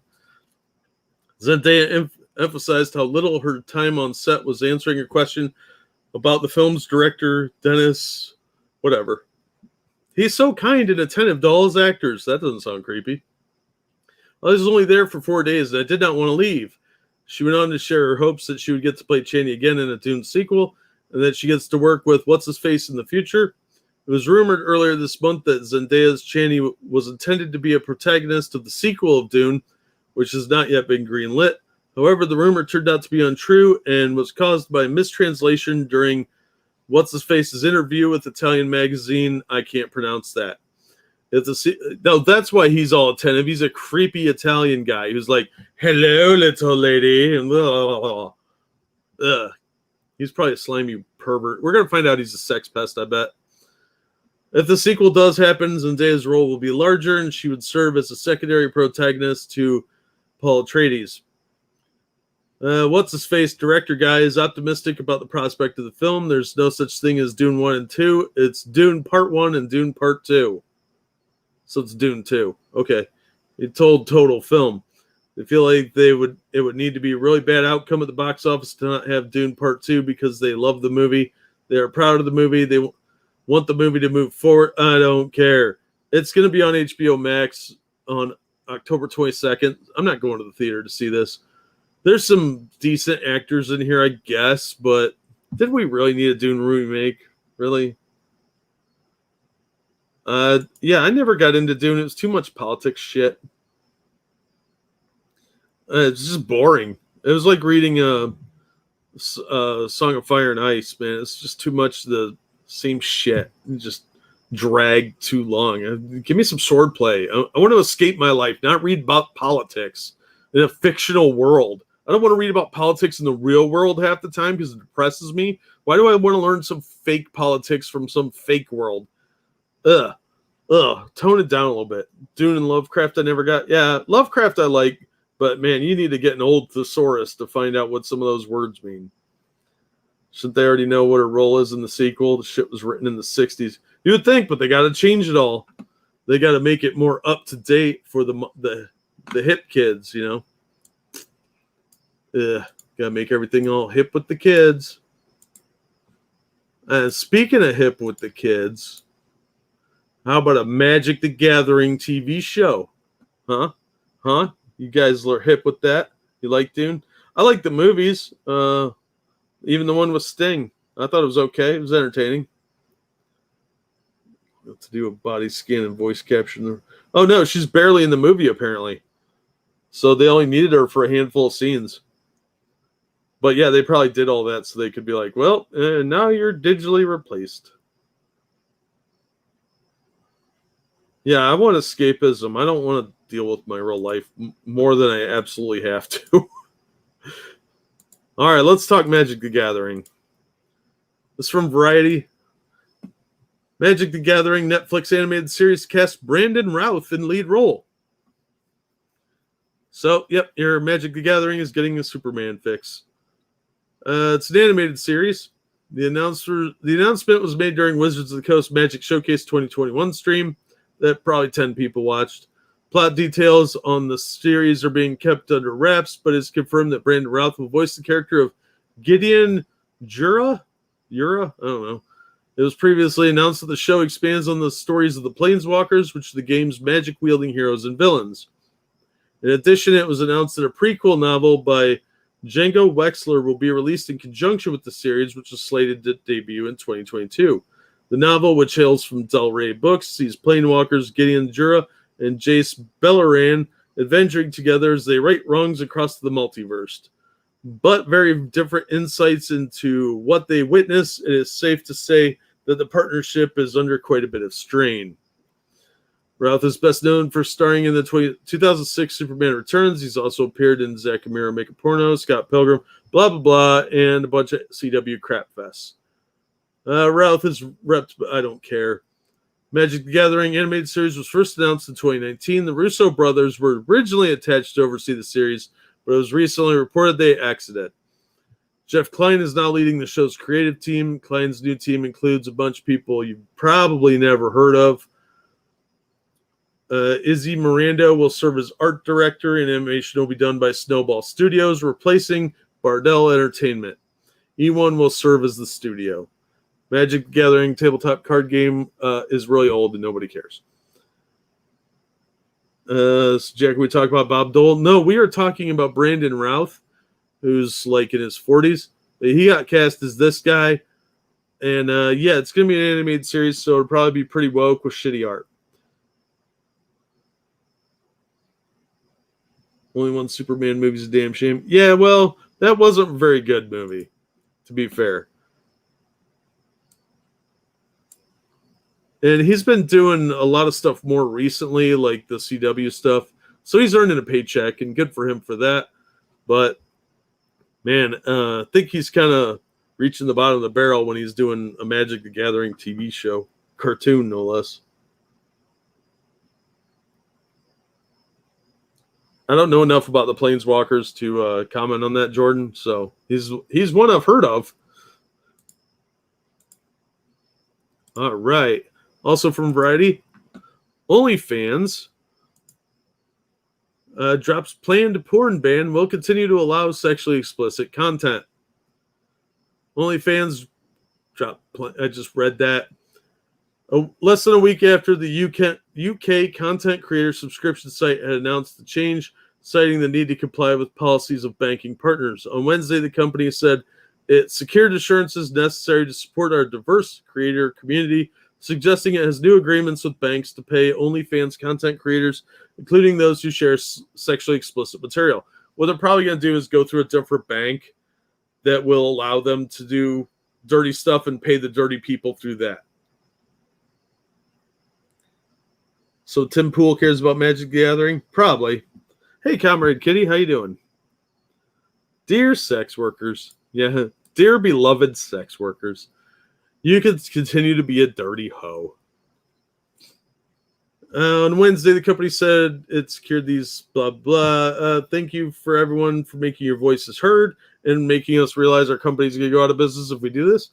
We have secured assurances necessary to support our diverse creator community and have suspended the planned October 1 policy change. The company said in a tweet on Wednesday, OnlyFans stands for inclusion and we will continue to provide a home for all creators. So was this much ado about nothing? OnlyFans may have been able to resolve its conflict with banks, some of which had refused to do business with the site, by going public with the issue. OnlyFans founder and CEO Tim Stokely put the blame for the porn ban on banks. And I believe that, actually. In an interview with the Financial Times published August 21st, saying that banks including JP Morgan Chase, Bank of New York Mellon, and the UK's Metro Bank had cut off OnlyFans' ability to pay creators. That's a big problem.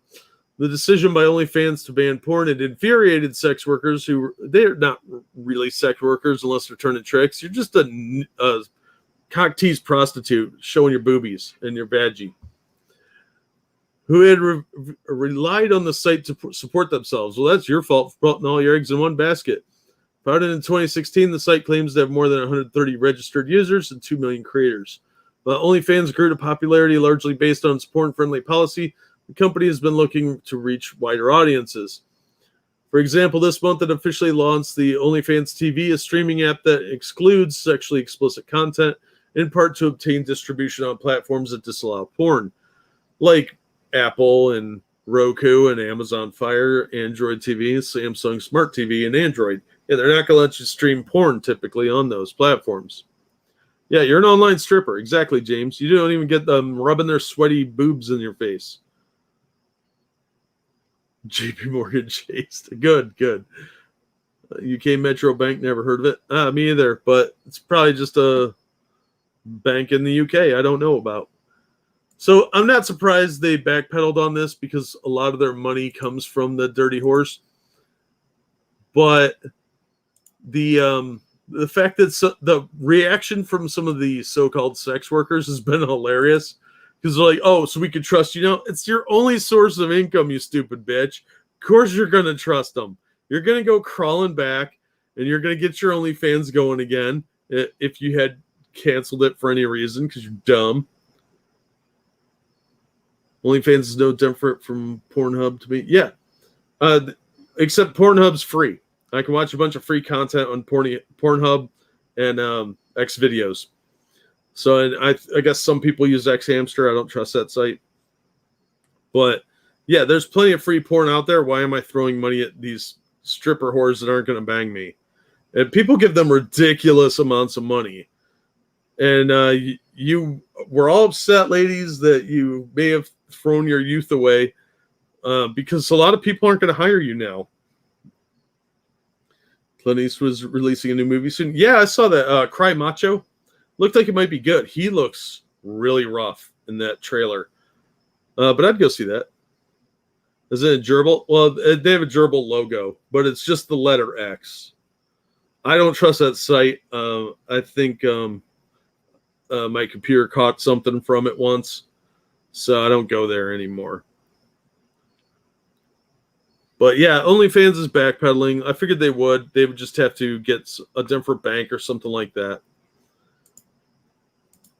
And that's not surprising. A lot of porn industry people have the same problem.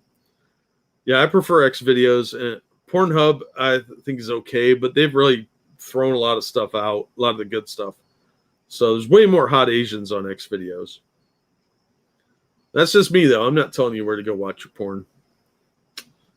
All right, let's go from Dirty Whores to Batman. I don't know how to make a transition there. Josh Williamson, this is from The Beat on Comics Beat. Josh Williamson and Jorge Molina are DC's new Batman creative team beginning in December. Last month's announcement that writer James Tynion IV would be leaving DC's flagship Batman series following the end of Fear State in November was a shock to many, and speculation began immediately as to who would follow the series. Well, now we know. Joshua Williamson is the new writer. Revealed on Twitter, he'll be writing Batman beginning in December, joined by artist Jorge Molina and Tomeu Mori. I'm never going to get that dude's name right. So Batman 118, it looks like.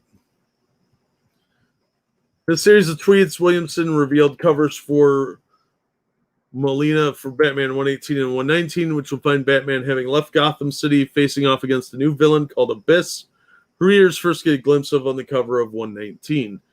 We're hoping the plan that the other books in the Bat line are doing, we're honoring the plan, while telling a brand new stories for Bruce Wayne as Batman in the DCU. This is deceptive, and I'll explain in a moment. The writer proudly proclaimed that, as seen above, on the suit looks like the one last seen in the pre-New 52 Batman Incorporated series. The yellow oval bat emblem is back. Good. Should be. I don't necessarily like these like streak lines here, but I like the emblem being back, and I like the gray and black costume. So I miss the blue and gray, but you get what you get. Now this is deceptive because Batman has to leave Gotham City because the future state storyline with Jace Fox taking over as Batman is already predetermined. That's who they want being Batman in Gotham City, so they can have their black Batman and have a token mantle passed down again. And it's just lazy storytelling as usual. But also John Ridley, the guy writing it, is some sort of novelist type, and he really, really doesn't seem to like white people. So he didn't want to write no evil white Batman, some rich white boy. No, thank you. He wanted to write an angry black Batman who's a generic, lazy character. Williamson also teased the potential reunion for Batman and his son Robin. Don't care. Who've been estranged since the events in Teen Titans saw Damian renounce the role and leave the Bat family. It's nothing else. Crossover between Batman and Damian's Robin series is something of a no-brainer, considering Williamson will be writing both of them. The Robin series art I hate. I actually dropped the book because of it. If the art picks up, I might go back to it, but the story wasn't bad. It was just Enter the Dragon or Bloodsports, or Mortal Kombat more accurately, but it was okay. But the art was such a mixed bag. It kept switching between nearly good and dog shit. feel like Camgirl's pretty good. Surprising amount of actually really nice looking chicks. A friend of mine told me about it. I've never heard of that one. A lot better UI than X videos. And then XX is one. Oh, okay. Now we're talking porn. As an existing member of the Bat family of writers, as well as a high-profile writer for DC outside of the Bat office, it makes sense Williamson would step in on Batman. Yeah, he's been doing pretty decent work. He did some good work on Flash and Batman, Superman. He's a decent writer, but I don't know if he's going to have to be locked into writing shitty stories because of DC mandates or what. But they seem to really want to get Bruce Wayne out of the picture the same way they're doing with Superman. Superman's been dealing with the War World thing and mostly off-world from what I understand, and they made this series about his kid, who's, of course, now one of the gays. And we've got Black Batman now because they wanted that. So they're doing a very similar thing to what Marvel did in 2015, but trying really hard not to do it to all of the books so that they can have some fanboy appeasement, which isn't working out real well for them because their books just aren't selling like they were. The price raising was a terrible idea. Most of the books are $5 each. The ones that aren't are $4, and the $4 ones are usually written by third tier art writers and really low budget artists too.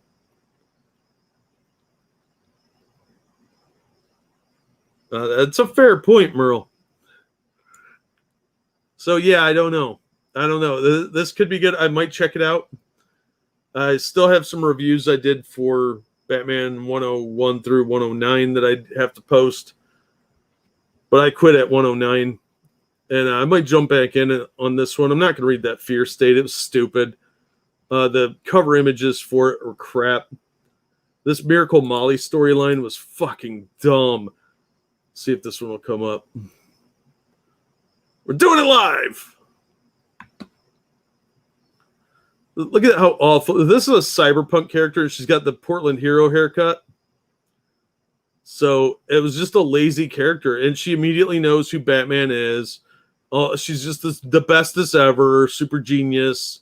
Computer whiz. And she's super hip. And she has these god-awful clothes. Look at that hideous outfit. And look at the size of her fupa. It was just such lazy storytelling. And you could tell Tynion was real infatuated with his own creations. That's why Ghostmaker's got a backup story. Ghostmaker is Asian Batman. And he's in white instead of black. Oh, he's got a ghost cave too. And it's got a giant dinosaur as well. It was really lazy. And then this dumb, hideous 80s vomited shit is awful. Awful garbage. No facials for Superboy's boyfriend, right?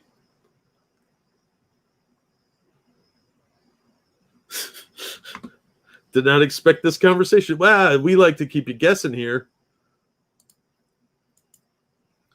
So Josh Williamson's taking over. That could be good. I don't know. We'll see how it plays out. He can be a good writer. But if they lock him into having to write a bunch of stuff around Batman, so they can lift up Black Batman, I think that's going to backfire in their face. All right, let's talk about Tom King, one of the most annoying people in the comics industry. Oh, thank you. Thank you very much, Tony. That's very generous of you. Doesn't matter what stories you cover, I blame Frosted Glass. Yeah, that's fair. That's completely fair. I often blame Frosted Glass. Even when he didn't do things, apparently. Because I blamed an article on him yesterday, and he didn't do it. Yeah, we have to talk about Tom King, because this is actually kind of funny. So the other day, he tweeted out how some guy wearing a Rorschach mask took his mask off while near his table, and Tom King was having none of that demasking stuff, so he had this evil COVID spreader thrown out, right? Well, Awesome Con reportedly claims there have been no incidents after DC Comics writer Tom King boasts of cussing out and having fan removed over lack of mask. Excuse me. Gotta find my phone. Sorry about that. After former Batman and current Rorschach writer Tom King boasted that he swore out a fan over their lack of a face mask in an altercation that subsequently resulted in the fans' removal from the recent AwesomeCon convention, staff had reportedly asserted that the event has seen no incidents. King first boasted the supposed incident on August 21st, taking to his personal Twitter account to recall, "Love seeing people at cons, but yesterday we had a Rorschach cosplayer who took off his mask at our table. You think I swear a lot in comics? You should see me in person. Oh, you're so badass, Tom King." After an impolite talking to, Rorschach was escorted from the con. King added, "Wear your mask. We're not fucking around. Oh, you're so hardcore. Ugh. Keep glowing in the dark there, CIA." He was a CIA agent, allegedly. Yeah, don't trust him. And he also tried to get Jay Lee canceled for nothing. Jay Lee did an art cover for one of the Cyberfrog books, and Tom King tried to get him canceled over it on the same weekend that Jay Lee's dog died. And he wants to go after this poor dude whose dog just died over a cover he was commissioned to do. Fuck right off with that. I can't say that random because of rules, but you know you're not wrong. Being a paid storyteller kind of sucks at. Yeah, well, he's an idiot. On August 22nd, seeing that there seems to be some confusion about a mask thing at con, returned to Twitter to elaborate on the specifics of the confrontation.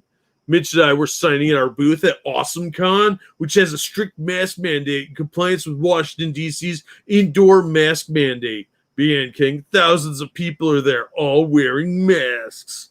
We spotted a dude in a Rorschach jacket not wearing a mask a few feet from our booth coming our way.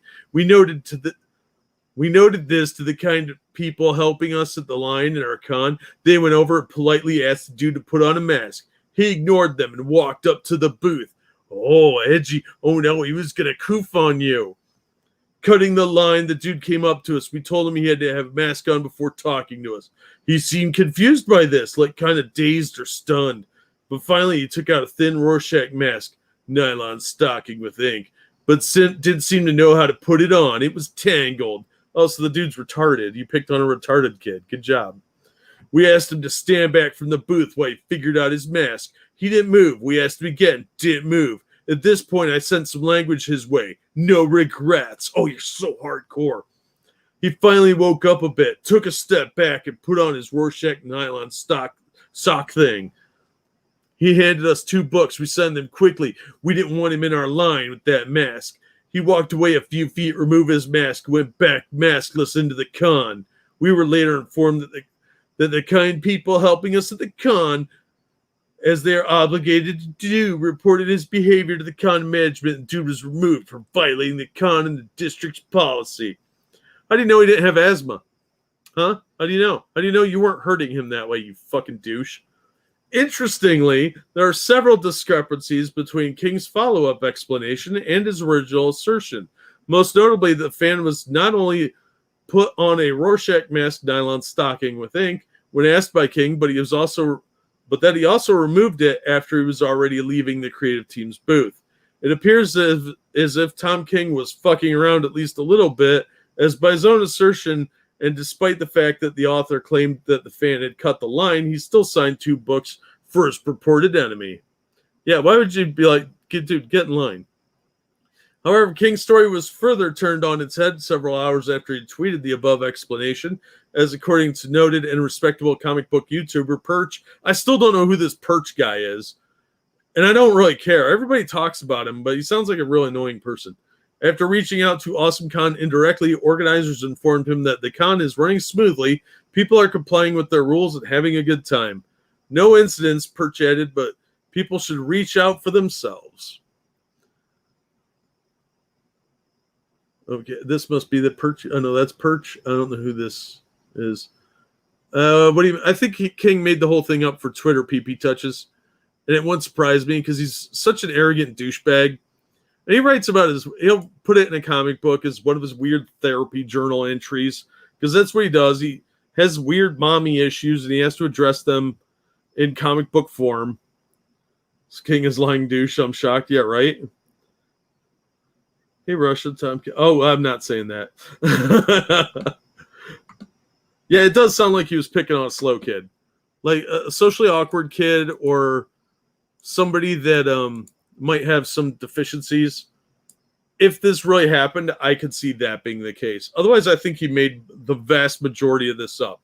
Did someone come up and like try and breathe through the mask, like lift it up to take a breath? Maybe. Some of those masks are difficult to breathe through. But the fact that his story did change a little bit there, and the kind people helping him out, fuck off. Who cares?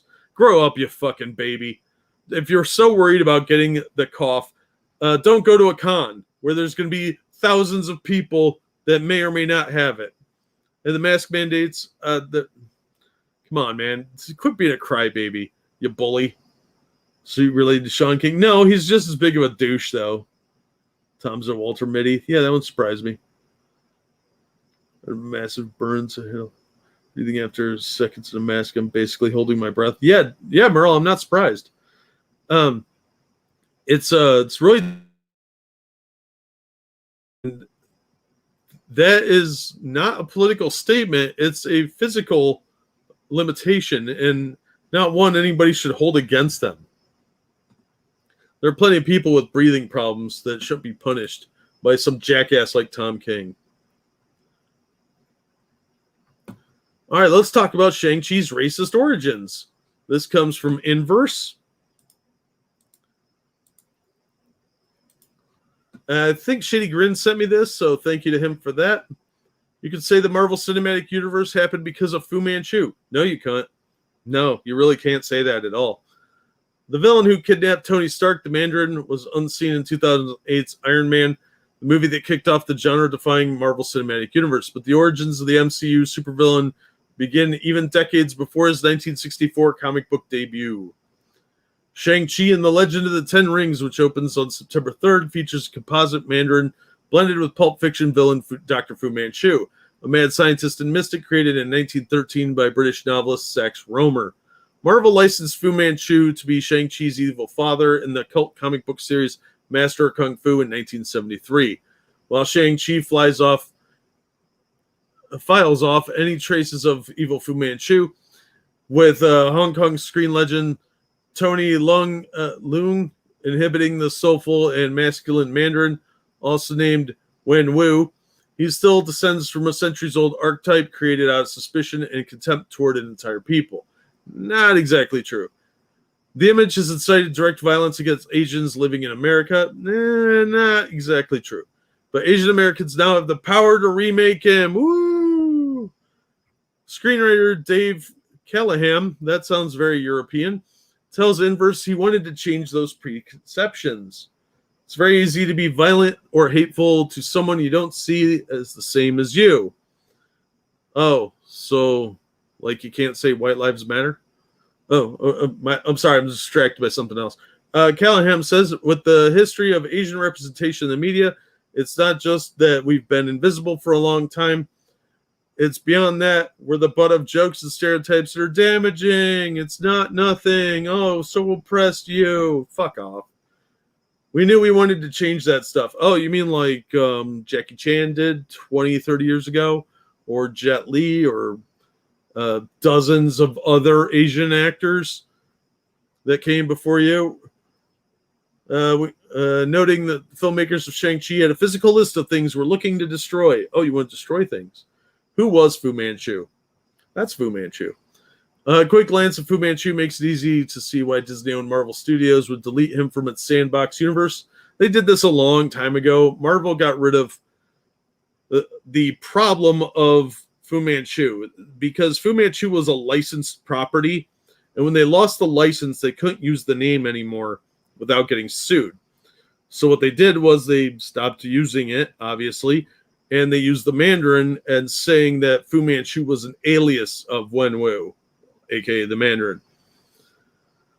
All right. With a Halloween goatee, no, he had an awesome Asian goatee. And command of dark magic, Fu Manchu's insatiable desire to conquer Western society made him a boogeyman who epitomized fears about Asia or Asians and the superpowers like China and Japan. They were not superpowers back then. This was 1913. China and Asia, China was barely unified at that point, and Japan was borderline feudal still. So, yeah, that's dumb. He is the Yellow Peril incarnate. Yellow Peril is the term they used for Asians of stereotypical nature, like Fu Manchu or Charlie Chan got thrown in there too. It's designed to make, instead of what was considered an exotic bad guy, they wanted to relabel it as everybody's afraid of Asians. It's not exactly what it was. It was a fear of the other to some extent, but Yellow Peril is very misleading because they've rewritten this in the last 30 years or so with this lefty nonsense.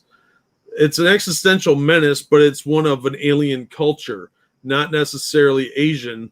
You could do it with Russians like they did in Red Dawn, or you could do it with the Cubans or South Americans like they used to do with like Colombian drug lords and things like that. It's just a fear of an outside culture imposing its will on you. And Fu Manchu was a very powerful, ingenious person. It's not like he was a buffoon wandering around. He was an Asian Moriarty, and he was treated as such. He was an incredibly dangerous character, and he was a manipulator, a chess player. So it's not like they were making him stupid or comical. Yes, he was played by white people. So what? All right, the article goes on. The origins of Fu Manchu are as baffling as his complicated plots. No, not really. A popular but unverified story is that Romer, born in 1883 in England, played with the Ouija board and asked how he could make a living as a writer. It answered with the slur Chinaman. That was not a slur at the time. Chinaman wasn't a slur until like the 70s. Maybe some Asians thought of it as a slur, but it wasn't a slur like the N-word would be considered a slur. In 1913, Romer published The Mystery of Dr. Fu Manchu, the first of 13 novels with the character. That book is in public domain now, but the character still is not, I don't think, because some of the later books are still not in public domain. Romer didn't hide racism behind literary dramatics. It's explicit in his text and influences. Romer's first depiction of Fu Manchu lists his unmistakable traits like slanted eyes, gaunt face, silk clothing, and long fingers, left over from old political cartoons that liken powerful entities as octopuses. No, the long fingernails is meant to represent somebody who lives a life of leisure. It's also meant to represent talons in a way. That's why the character of Yellow Claw is shown with talons. He was more of a stereotype. All staples of Yellow Peril propaganda. Now, the Yellow Peril propaganda was more from the 40s. So they're actually kind of retrograding this a little bit because this book came out in 1913. Yellow Peril was more the caricatures of Asian people in World War II propaganda. They're usually seen with Japanese people with like buck teeth or sinister cat-like features. So here's an excerpt from the first work in 1913. Imagine a person tall, lean, and feline, high-shouldered with a brow like Shakespeare and a face like Satan. A close-shaven skull and large magnetic eyes invest him with all the cruel cunning of with an entire Eastern race accumulated in one giant intellect with all the resources of science past and present. Imagine that awful being and you have a picture of Dr. Fu Manchu, the Yellow Peril incarnate in one man. This Yellow Peril is not the Yellow Peril of the 40s. This is a verbal alliteration, which is different. This is where they got the term Yellow Peril. They took it out of this and they applied it in a different set of circumstances. This is a product of its time. In 1913, Asians were seen much differently, particularly because of opium and the opium dens that were running rampant throughout the UK and the US, where a lot of Chinese people lived. So you had to put this in historical context, and there's a lot more nuance in what they're saying here. It's very disgusting. Japan by that time was a democracy. Yeah, but they still weren't a superpower. U.S. needs a green fear, so patties are represented. About 1865, it started like that. China, though, it's a set of dictatorships. Yeah, but China was still small fry. They were not a global superpower or even really a global threat until much, much later. Probably the Communist Revolution. was the beginning of that, but even then they weren't. They were much more of a hermit society that barely did anything. It wasn't until Nixon opened up trade with China.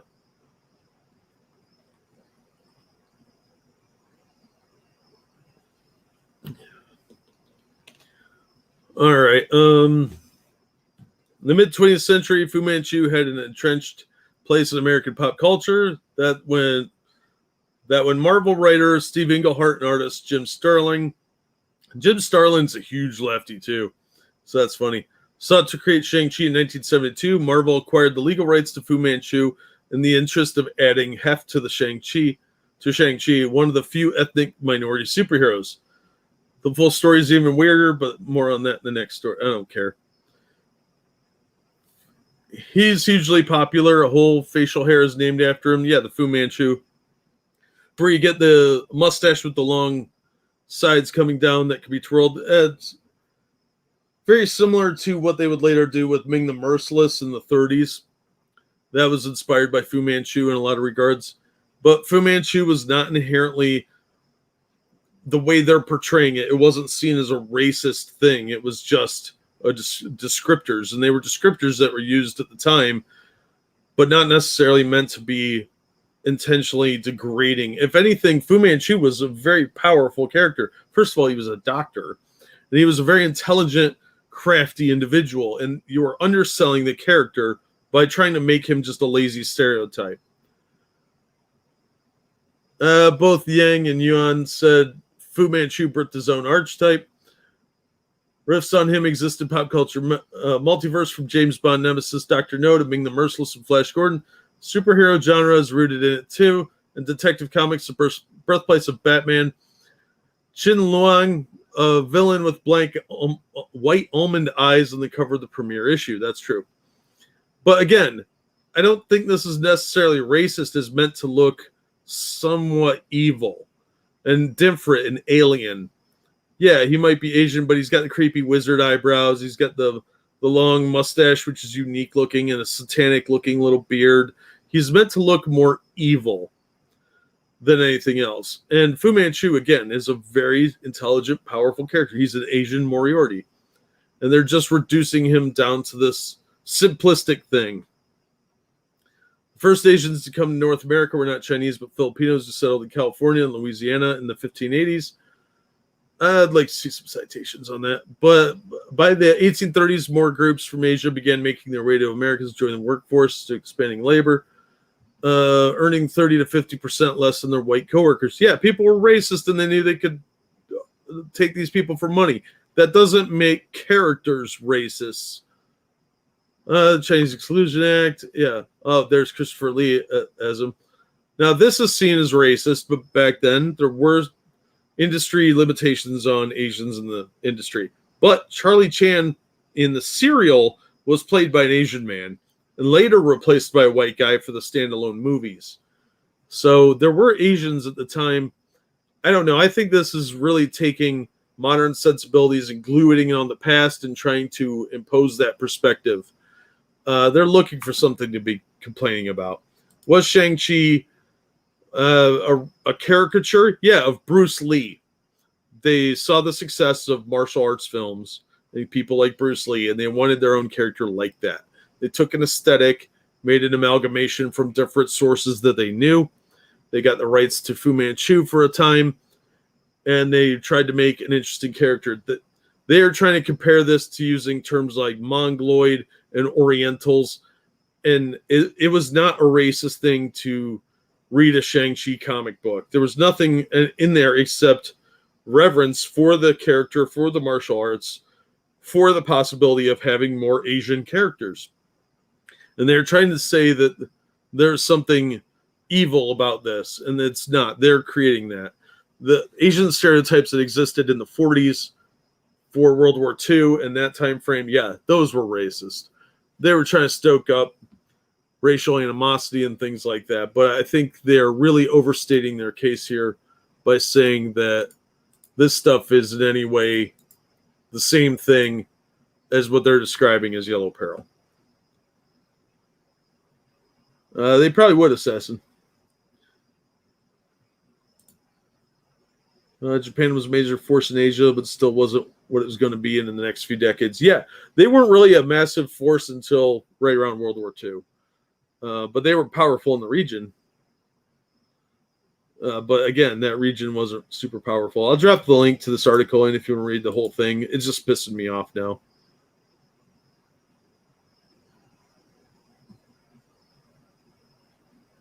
But China never a global threat. Yeah, that's my point. They were not a superpower until much more recently. Now they're more of a superpower than they ever have been in their past. But they're trying to say superpowers like China and Japan, and that's historically not the case for the time period they're talking about. Ever heard of Lady Luck comics of the 40s, Irish American, who was a detective because men were fighting in Europe? No, I'll have to look that one up. A lot of the Golden Age stuff I'm not real familiar with, and I would like to be more familiar with it because there are some really fun characters that have just been abandoned over the decades. Sticks and stones may break my bones, but there'll always be something to offend a feminist. Yeah. Well, unfortunately, it's sticks and stones breaking your bones. They now have equated that to words are as bad as sticks and stones. So, yeah, it's kind of pathetic. People are such wimpy little crybabies. And I'm sure there were some Asians offended by stuff back then, but you know what? They got the fuck over it because they were grown-ups who had jobs. I hope not, Ryan. That's a dark thing that'll haunt me tonight. Thank you for that. Nightmare fuel. Well, as with both China and Russia during World War II, yet they became the bad guys. Was it a plan?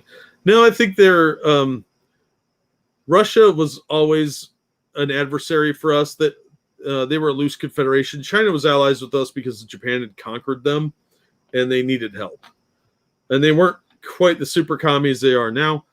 Russia would have continued to stay allies with the Germans if they hadn't been betrayed and attacked, because they were the ones selling oil to the Germans.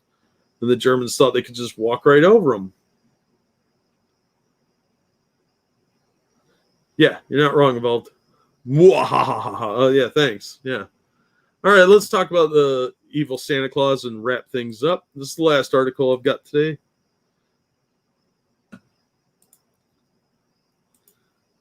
All right, this is from Bounding Into Comics. Marvel writer Dan Slott doubles down on bullying fan over Twitter activity, demands fan delete tweets discussing previous incident.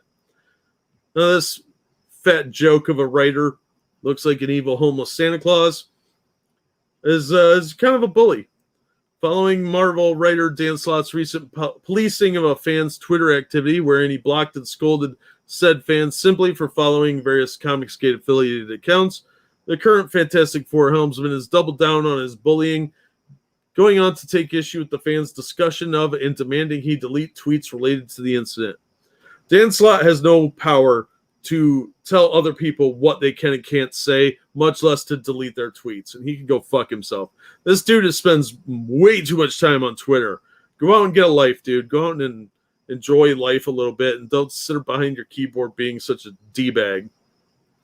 Shortly after Slott's passive-aggressive attempts to enforce an ideological purity test was brought to widespread attention by Bounding Into Comics, said fan YouTuber Joshua Quirk, I have no idea who that was invited to discuss his unfortunate interaction with the Marvel author in an August 24th live stream hosted by YouTube channel I Love Comics.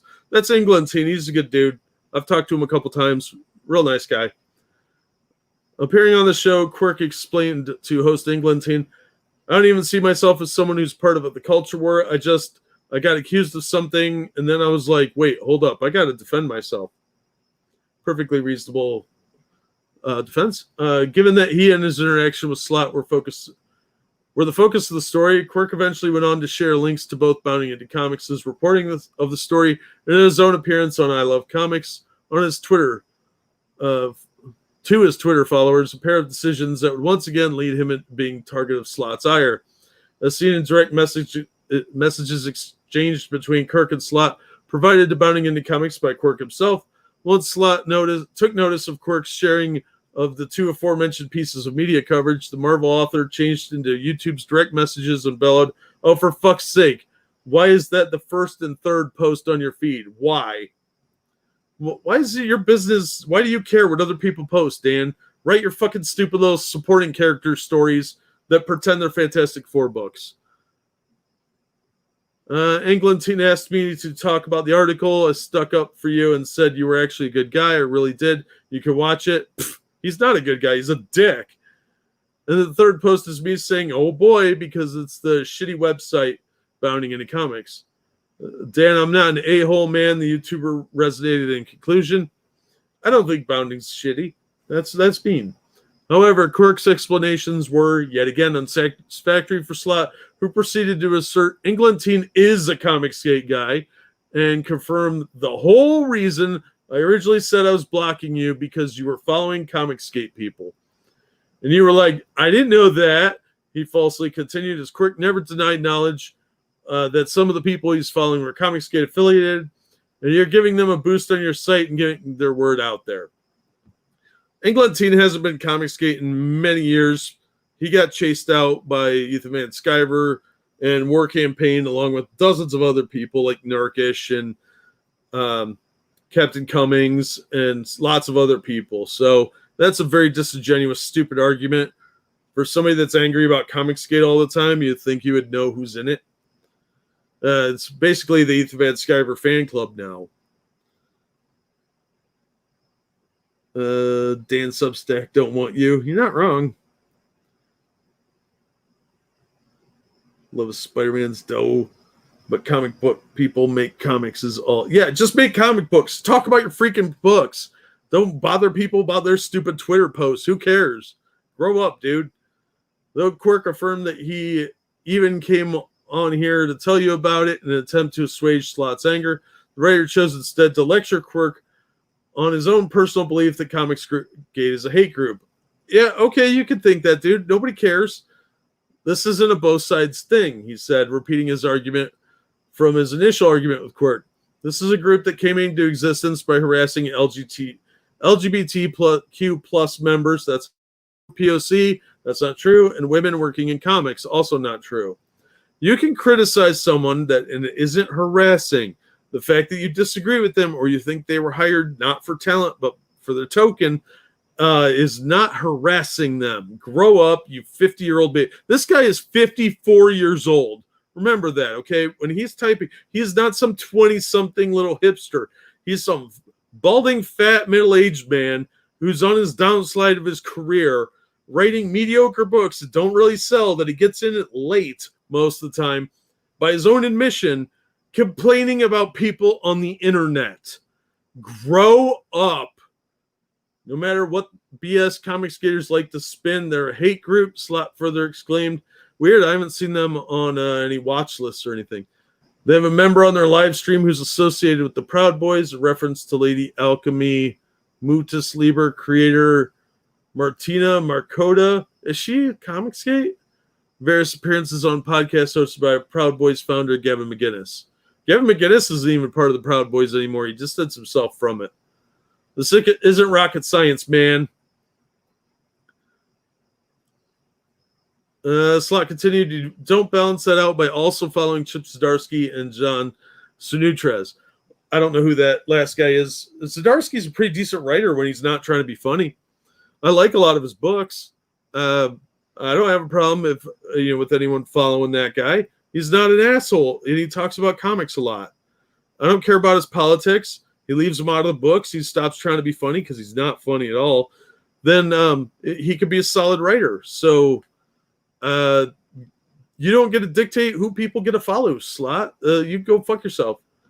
This isn't some kind of algebra equation where it somehow makes it okay to reach out and have conversations with a member of a full-on hate group. Yeah, because people aren't individuals. They're just part of groups, and that's all they're allowed to be. He asserted in his rant. I don't know how to explain it any simpler than that. Well, that's because you're a very simple-minded person, apparently.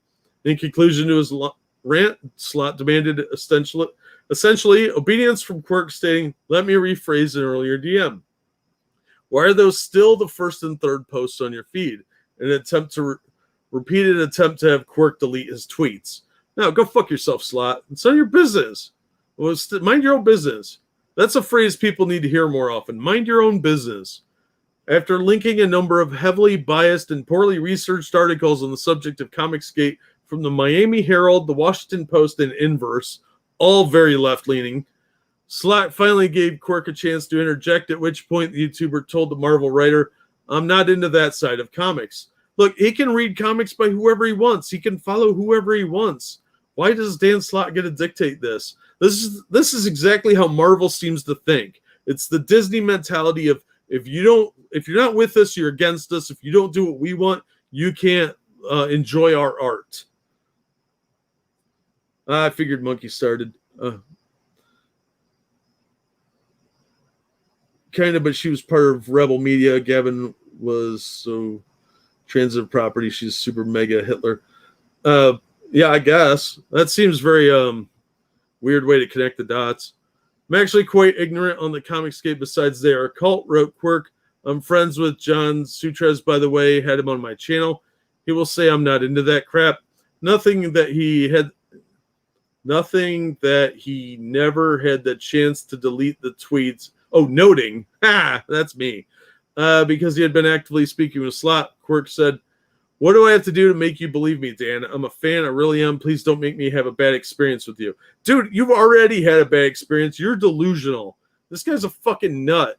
As Quirk followed up with his plea with the confirmation that said tweets were gone now, Slott mustered a thank you in response. Yeah, he bullied someone into deleting tweets. I'm a bully. Idiot. In messages sent to Bounding Into Comics, Quirk explained that he chose to reach out and share his private conversations with Slott because I'm actually really upset about it, and he shouldn't get away with this. No, he shouldn't. He was bullying you like you're on a playground. This is childish. When informed that staff would set out to write a follow-up article on Slott's behavior, Quirk told Bounding Into Comics, "Thanks. I used to think you guys were crazy, but I think I was wrong about that." Yeah, you probably were. Once again, choosing to take the passive-aggressive route, Slott followed up his exchange with Quirk by tweeting to his followers, "A hard-to-learn lesson of social media. Talking about awful people and bad faith arguments gives them oxygen, like I'm doing with Dan Slott right now. If you try and shine a light on a bad actor, you're actually giving them a signal boost and extending their reach. Whatever. You're an idiot." Criticizing himself for denying to speak to Comicsgate, Slott concluded, "And here's the even more frustrating part. If you talk about not talking about something on the internet, you're still talking about it." So, yeah, he was just bullying this guy into not following certain people because old Dan Slott here doesn't like him. And if Dan Slott doesn't like him, you're not allowed to like him either. What are you, 5? Grow up, you fucking baby. That's pathetic. All right. Anybody got any questions? If not, we're going to wrap it up there because I think this is stupid. Dan Slott's just a bully, and it's pretty typical of Marvel creatives to be like this on Twitter. They just like telling people what to do. And you get some of that from Comicsgate too. Not going to deny that.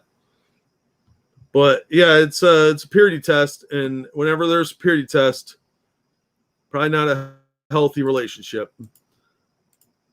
So yeah, fuck Marvel.